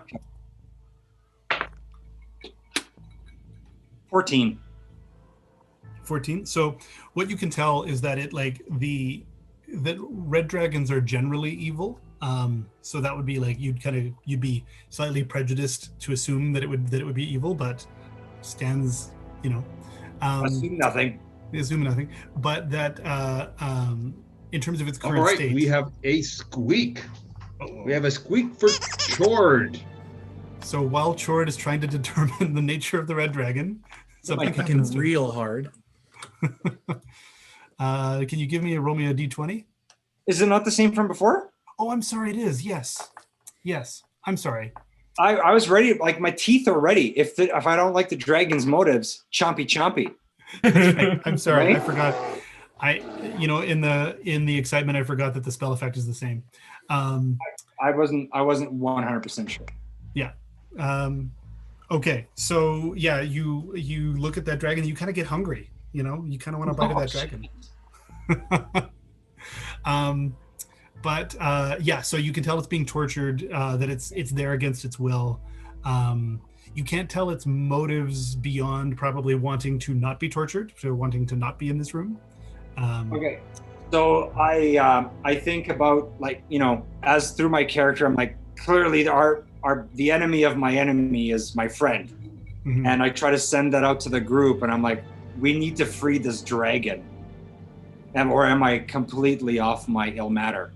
As soon as you say that, Trap goes running over and starts hacking at the chains. Yeah, I'm in. I'm gonna run over because I imagine I had a bit of a head start, and I'm gonna trying to block the tentacles from reaching the dragon. Oh heavens! Oh boy.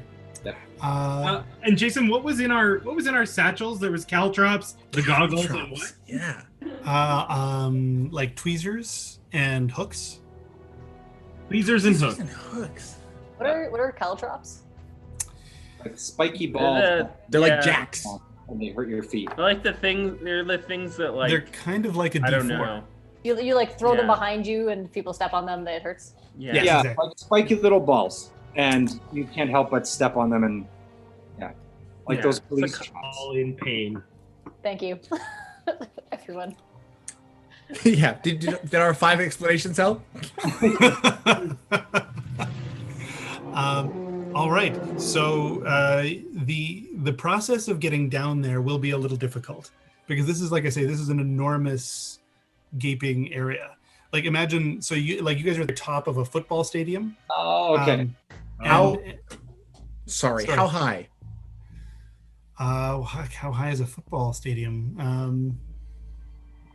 It's one of those things I never had to ask myself until just now. I'm gonna say like 80 feet high. 80 feet? Yeah. I'm gonna jump. I'm sorry. I just love the thrill on your face as you do it. I'm gonna jump. What's falling damage again? I think it's 1d6 every 10 feet. Yeah. I Yeah, think. you're right. Yeah. So you're gonna take 8d6. Booyah, let's do it. Okay.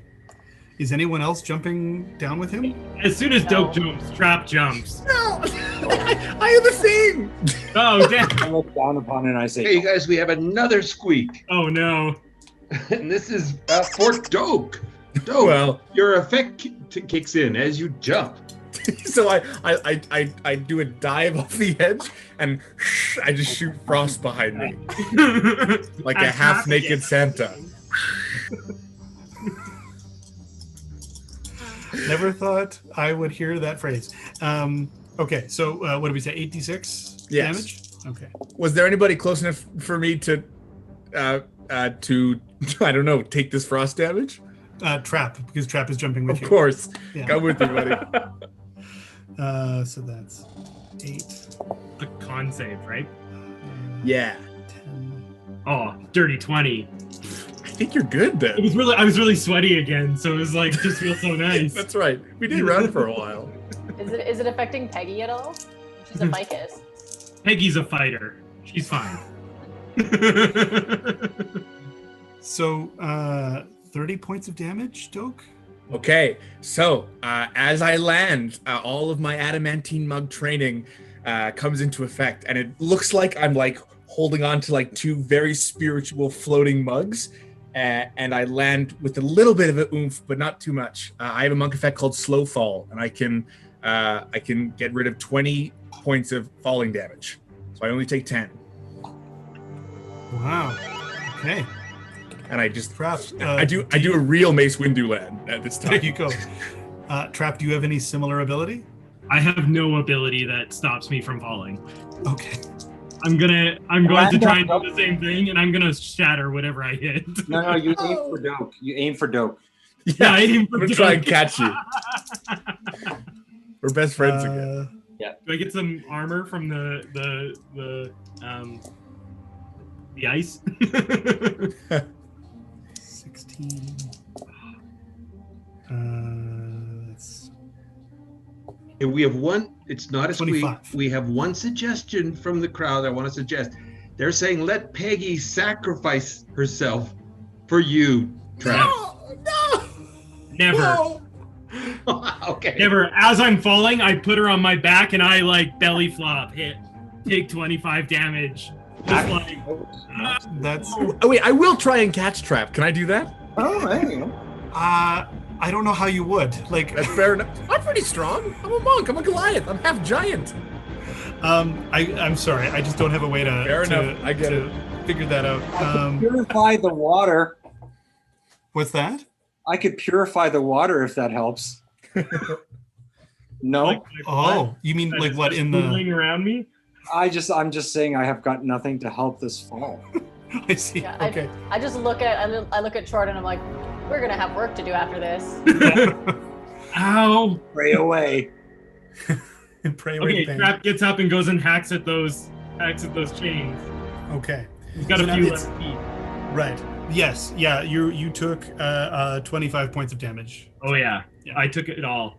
And it's not chain, it's stone. Like literally, like the stone has been magically shaped Oh, I see. to around the dragon. But yeah, you what you're gonna attack it? Can you just give me a description about what you're thinking? Oh, I just there go and up to like one of the chains that's like holding it in place, and I just like hack it with my great axe. Okay. All right. Sorry, my cat is joining the call here. Okay, give me a strength check, Trap. And Doak, are you going to do anything to support this? Oh yeah. I mean, if he's hacking in stone, I will also hack. Okay. So I'll just give him the help action. Okay. Okay, so that can cancel out my disadvantage on ability checks. Yes. Okay. I don't think that this. I don't think 20. this is. Oh wait, it's a strength check. Never mind. Yeah. Thought you were attacking. I rolled 2, I rolled the first one, was a dirty 20. I'm glad it wasn't disadvantage. Okay, great. Okay, so you are hacking away at the chains. Some of the tentacles that were coming from the gigantic brain above you are now weaving their way in to moving towards you, and that whispering that you've always heard at the edge of your hearing, is getting louder and louder and more insistent as these tentacles get closer to you. Doak, let's see here. Give me half a second on the tentacles. Or we could forget about it. We could totally just bypass it if you wanted. So, because you said that you were going to be defending him against the. Yeah, but I think I instead decided to help Trap. Yeah. Okay. So, Thank you. you are getting attacked by tentacles.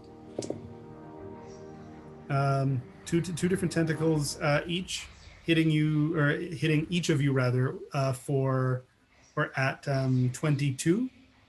22 hits. Yeah, and that's for both. I rolled a 15 plus their bonuses. Oh, I see. Yes, 22 hits. Yeah, and does that also hit you, Trap? Yeah. Okay. Let's see. So that is. Oh God. Sorry, hang on one second.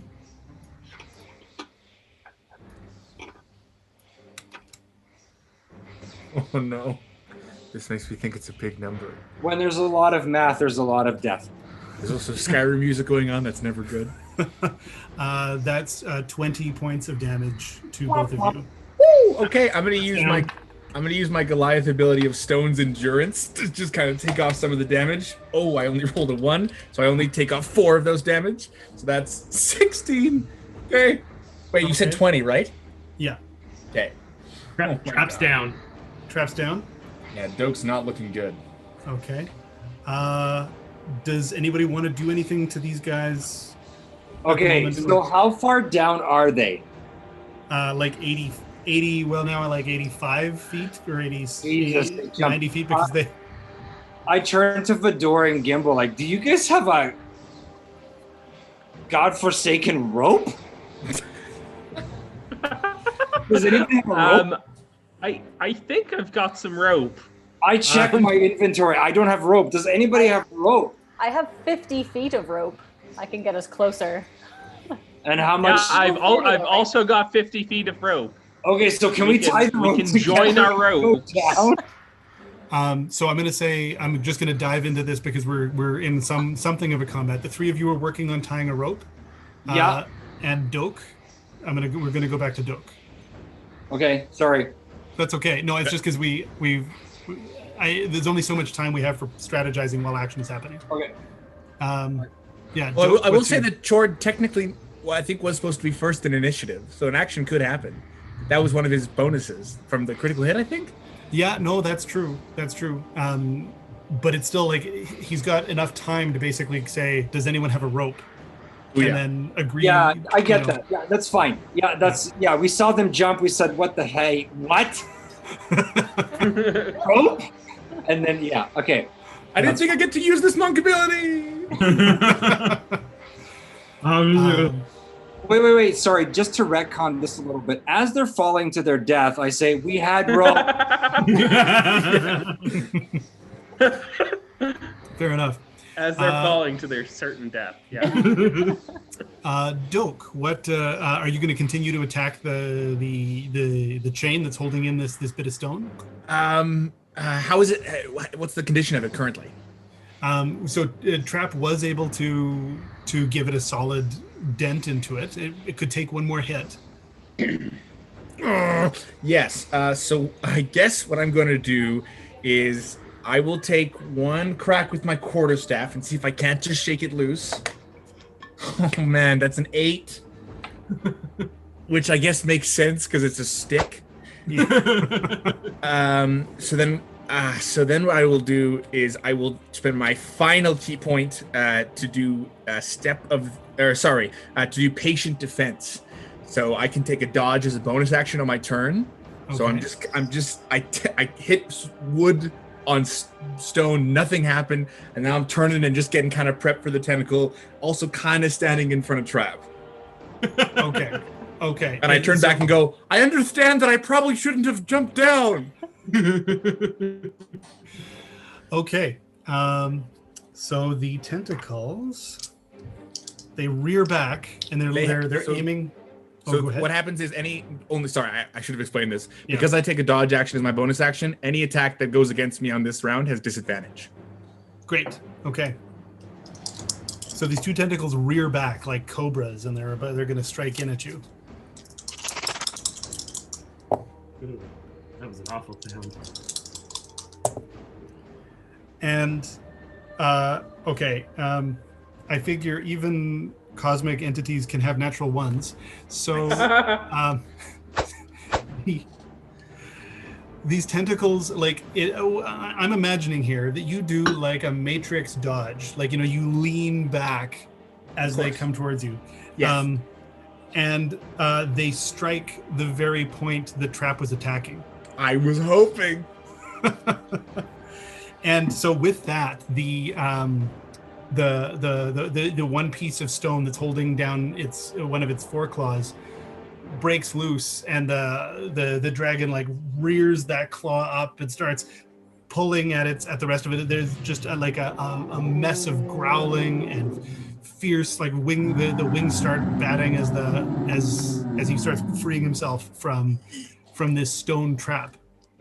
I'm gonna say you've got you've got basically one turn to get out of there. Okay. Yeah.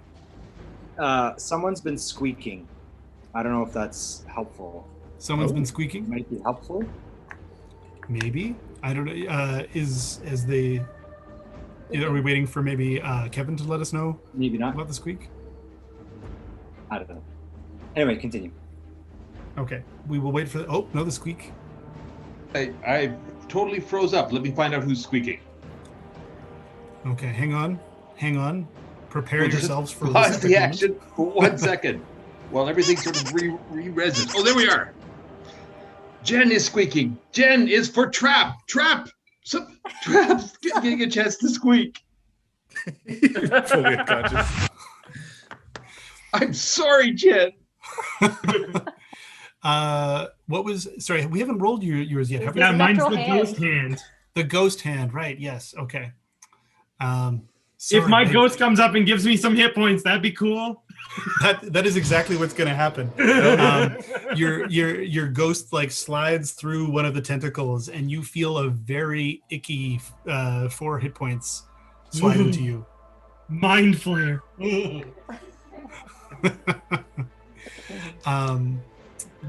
Okay, great. Well, that's perfect. So yeah, all of a sudden you went from being out on your back to up and around, while an adult dragon is rearing and clawing, and gouts of flame are shooting out of its mouth. Yeah. And I'm gonna say, if it's okay, just to speed this up, while you guys are trying to figure out what to do, a rope that came from your group above falls down along the wall next to you, and so if you want, I want. Yes. We send them a message in all caps. Give me that.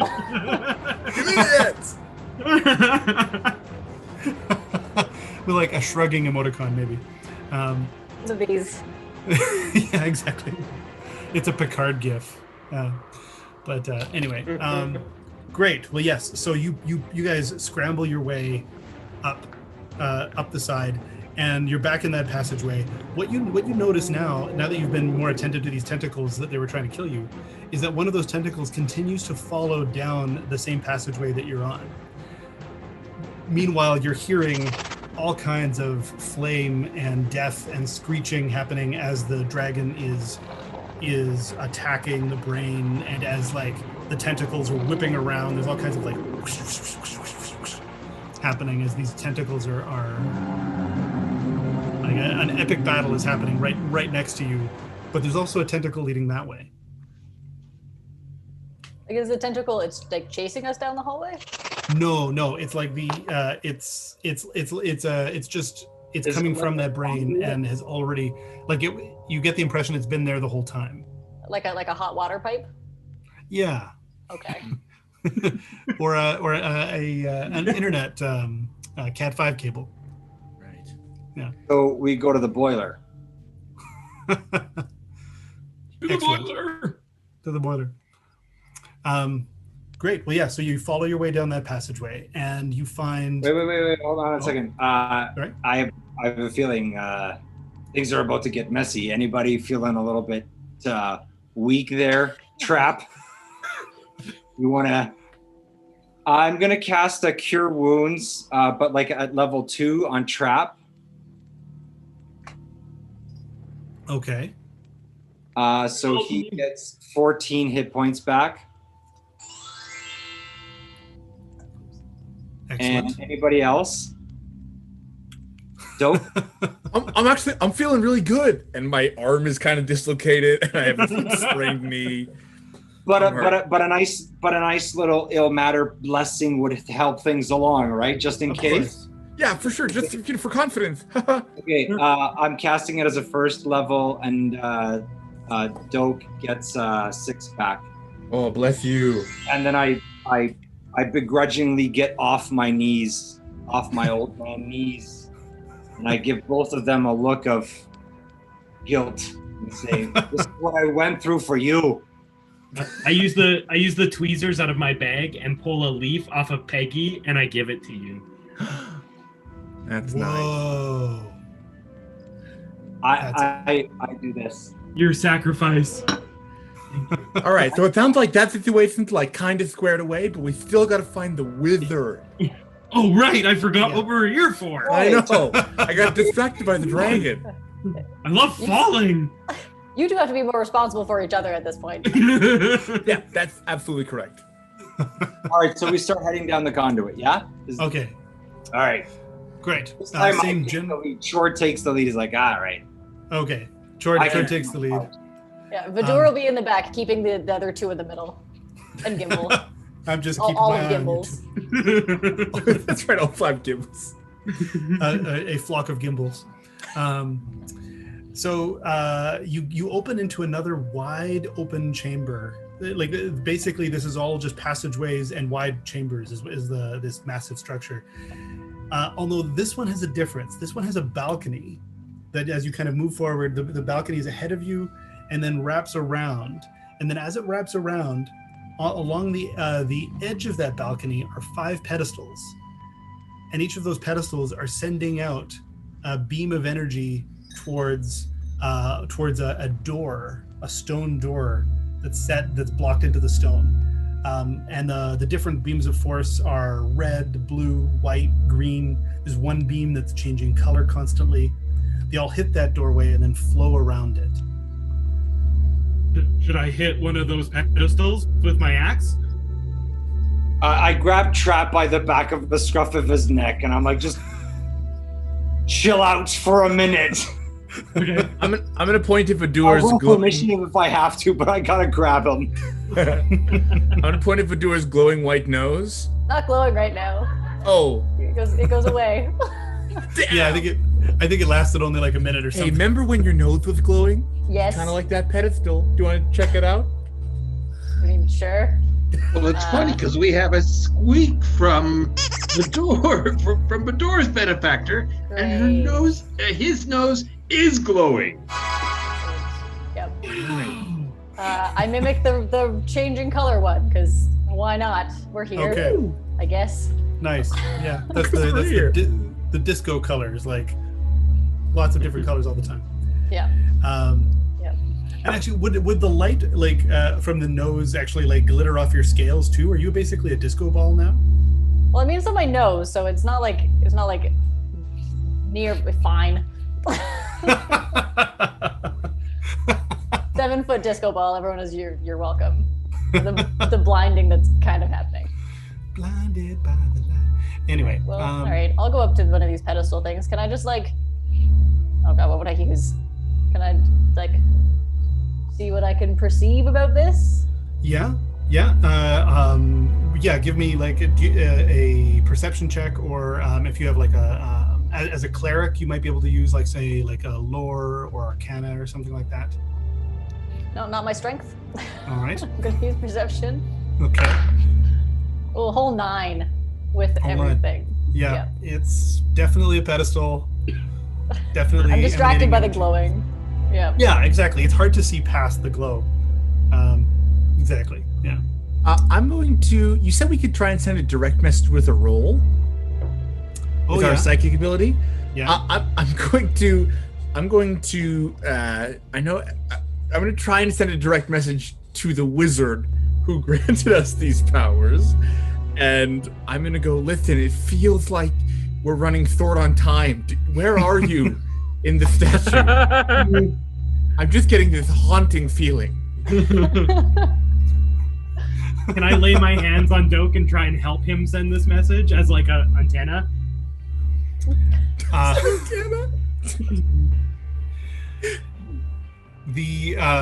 So give me a roll there, Doak.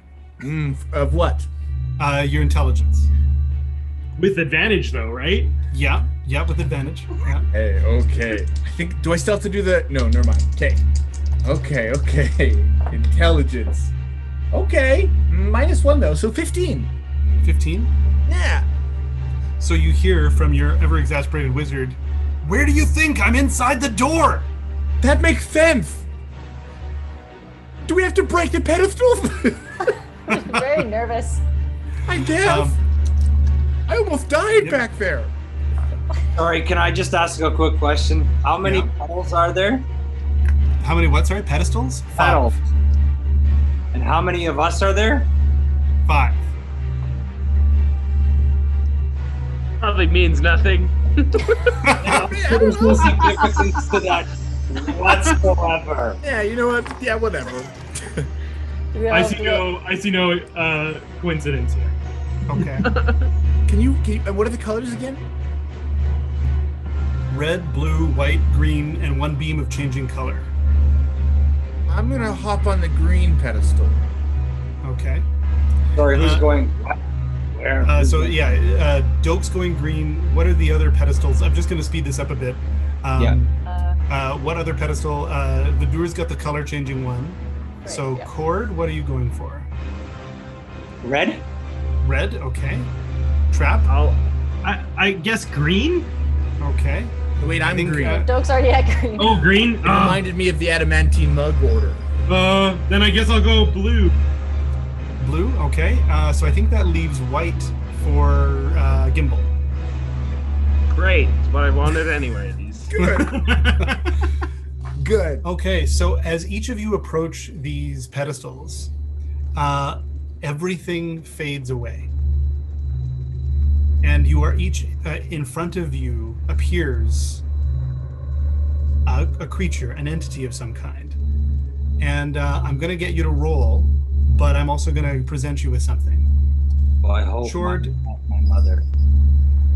Chord, in front of you, your Aarakocra baby appears, offering you just a quiet life away from pain and torture and difficulty. If you would just give up this like life of adventure.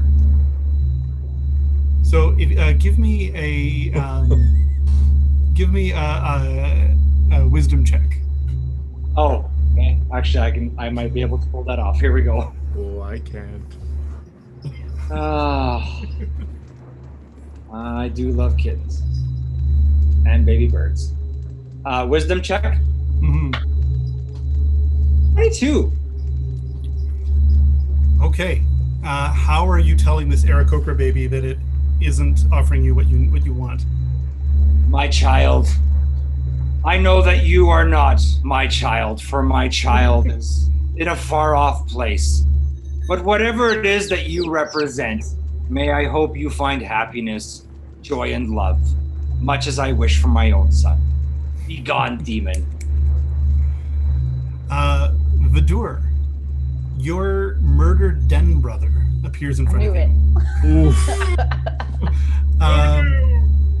And he says, "I'm so thankful that you let me join the Devourer. I really, this was the best thing for me, to be devoured. Who doesn't want to be devoured?" And I think you would agree that if you just stopped with this thankless job and let the forces that exist here devour the universe, I mean, we can agree that would be best, right?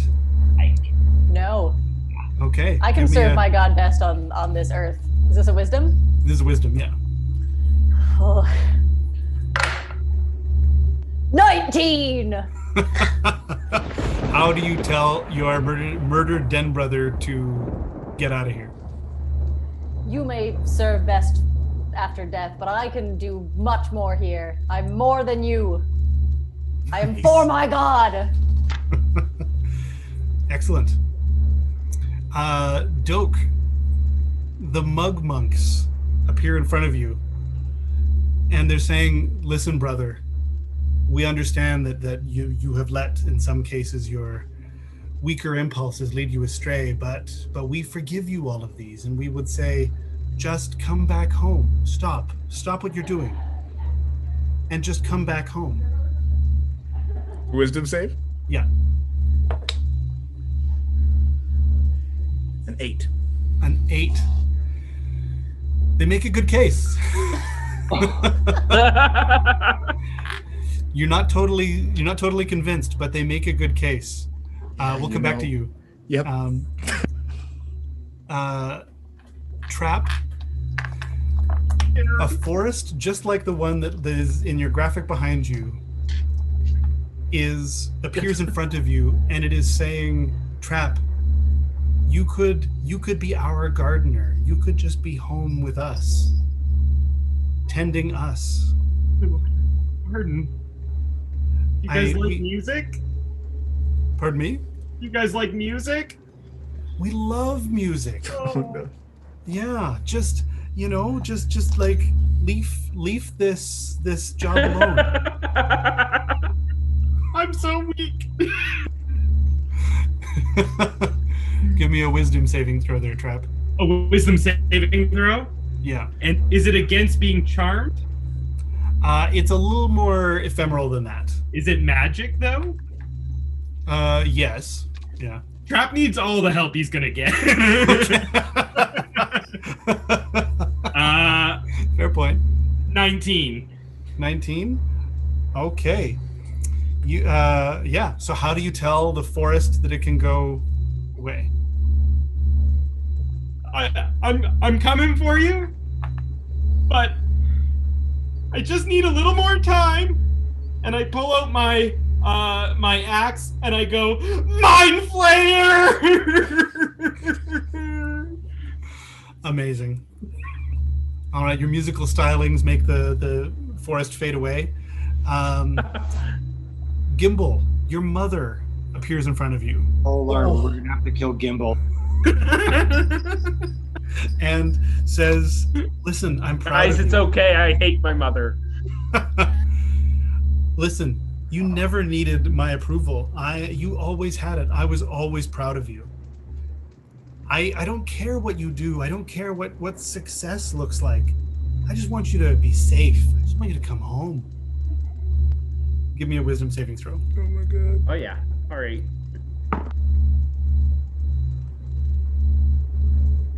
That's a nat 20.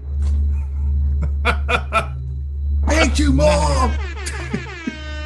My real mom would never say that.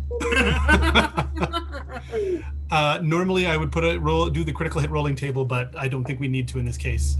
How do you tell your mother to get out of here? Mum, I don't care if you're my real mum or you're a fake mum. I'm gonna need you to pick a window right now because I'm a little bit busy right now. All right. So get out of here because you're asking for a scalp. Okay, so I'm gonna go back to Doak. Doak, those monks in front of you are drinking the beer that you love from your temple. They're They said like, they'd never do that, and they are. Doak, it tastes so good. I don't know why we didn't join you in this. And That's what I've been saying. and like their techniques, we could be like, you could teach us, and we've learned new techniques that we could show you. It'll be so amazing. I can fall from 80 feet with no consequences. There's rope. I might use that. Okay, yeah. Doak, give me a wisdom roll. Oh man, oh man, oh man, oh man. Here we go. 15? 15. Yeah. Chord's frustrated there's rope statement. Or You're perhaps right. quick, or like one quick aside is that there's a ramp. But that's just for Bart. But the statement is so abrasive and it cuts into your voice, so it gives you another +2 on that. So what's a +2 on your 17. 17? Nice. Okay, how do you tell these monks that you don't need their wisdom? You're right. There's always a rope, and there's always a ramp, and there's always a potion, and there's always another monastery. You missed your chance. I'm best friends with Trap now, and I don't need you. And with that, all of you have deactivated these pedestals. They locked into your brains, and you grappled with them with your minds. And as you each engage with them, the beam of energy cuts away. And as the last one does, the door cracks open. And then the wizard that you have seen in blue holograms this whole time pops his head out and is like, finally? Jesus.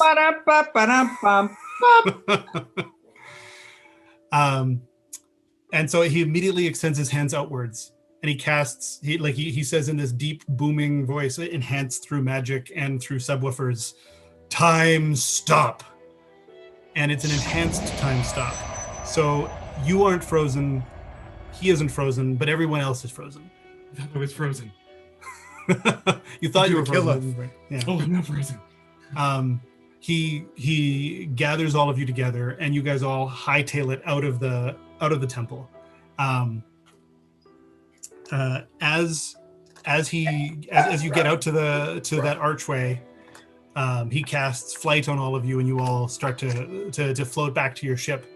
And then he borrows your command and control orb there, and Rod there, Doak, and you see it like energize with electricity and then explode in his hands.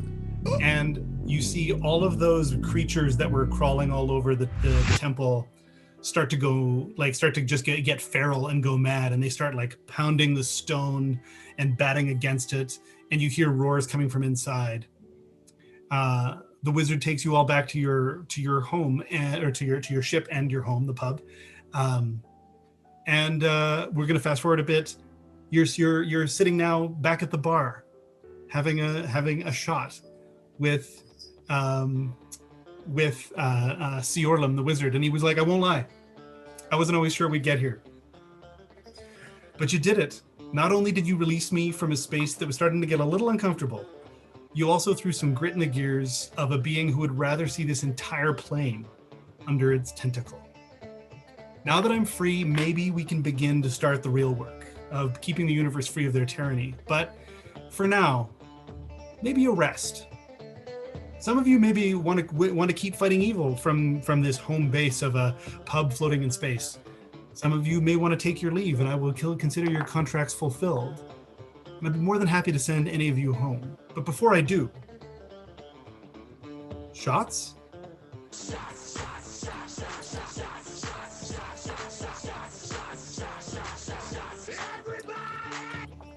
And with that is the conclusion of season 1 of the D20 Initiative's Dungeons and Flagons. Thank you so much for hanging out with us and for being part of this. Kevin, is there anything you want to say here as we go? Yes, thank you everybody for joining in for our finale, the big, the exciting, the finish. It started with alcohol and ended with alcohol. We are on all the different socials. You'll find us D20 Initiative on Facebook and on Twitter, on Instagram, and you can use the hashtags D20 Initiative or Dungeons and Flagon to tag us and send us messages. Now, we are going to be taking a 1-month hiatus, and we are going to be starting season 2, first week of August. Stay tuned, watch the socials, watch what's going on, and hope you can all join us again. So to our cast, to Emma, I was going to say to the crew is Emma, to Emma, and most of all to our DM Jason Memo, thank you from all of us to all of you. Thank you. Cheers, everybody. Thanks for coming, everybody. Thank you, everyone. Fine. And no one died. No one died. Oh, but we tried so hard. We tried real hard. Tried my best. Crap goes up to Doak after all that and says, "You may not be Peggy's will always be my best friend, but you're my antenna brother." I'll take that. Hell yeah. I feel like that's the post-credit sequence you guys just did there. I'll put my arm around Trap and go, let's go teach you how to fall, huh? You gotta do the predator handshake, like hug. That's right, just a big flex. Jason, I gotta tell you, the ramp rope thing, well done. I'm sorry. Wait, was there sorry. actually a ramp?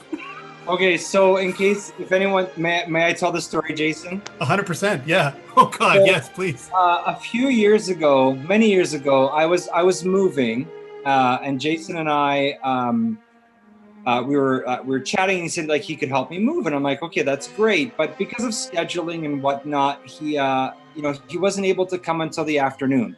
Doesn't matter. I still had the U-Haul book, so I had to book. So I had to start loading the U-Haul full of couches and mattresses and stuff. And I did like 3 trips from my old house to my new house. And it was so hard. And then Jason comes like around 2:00 in the afternoon. He's been going for hours at this point. Hours. I've been at this for hours, and I have this U-Haul truck parked up at Wimbledon, like just on this driveway, and I'm trying to put on this love seat. And Jason goes, "Oh, how have you gotten these things onto the truck?" And I said, "Well, I just bloody lift it. I just lift it." And he's like, "Why don't you use the ramp?" And I'm like, "What?" And he's like, "There's a ramp that comes out from the bottom of the truck." I think I I'm actually like, "There's literally a ramp?" I literally like popped it out and started pulling it away. There's like a built-in ramp into the bottom of U-Hauls, and I had. Thanks, Jason. More you know. That's awesome. Yeah, I was like, "There's a ramp." It was a long day. That's the thing. Like, I mean, that's the real underlining here. Is it's not just like he had been doing that for like an hour or two. It's like all day he'd been lifting, and then I show up at like 4 or 5 in the afternoon. Like it's much later. Maybe it was a bit later, yeah. Yeah. But And yeah, you came and you're like, "How come you just don't use the ramp?" And I was like, there's a ramp. "There's a ramp?" And with that lesson, we end the evening. There's always a rope. See you later, everybody. Well, before we I was just gonna say if we can stop streaming, but I wouldn't mind actually because I won't be able to tune in to the session. To like, there's a, Yeah. I think like a We can casting probably discussion stop. happening. Maybe Kevin can make a stop stream before we. Yeah. Yes, say good final goodbye, and I'll end the stream. Bye, everyone. Thanks for joining. Thank you, me. everyone. Bye, everyone. Bye. Thank you for adventuring with us. There's always a rope.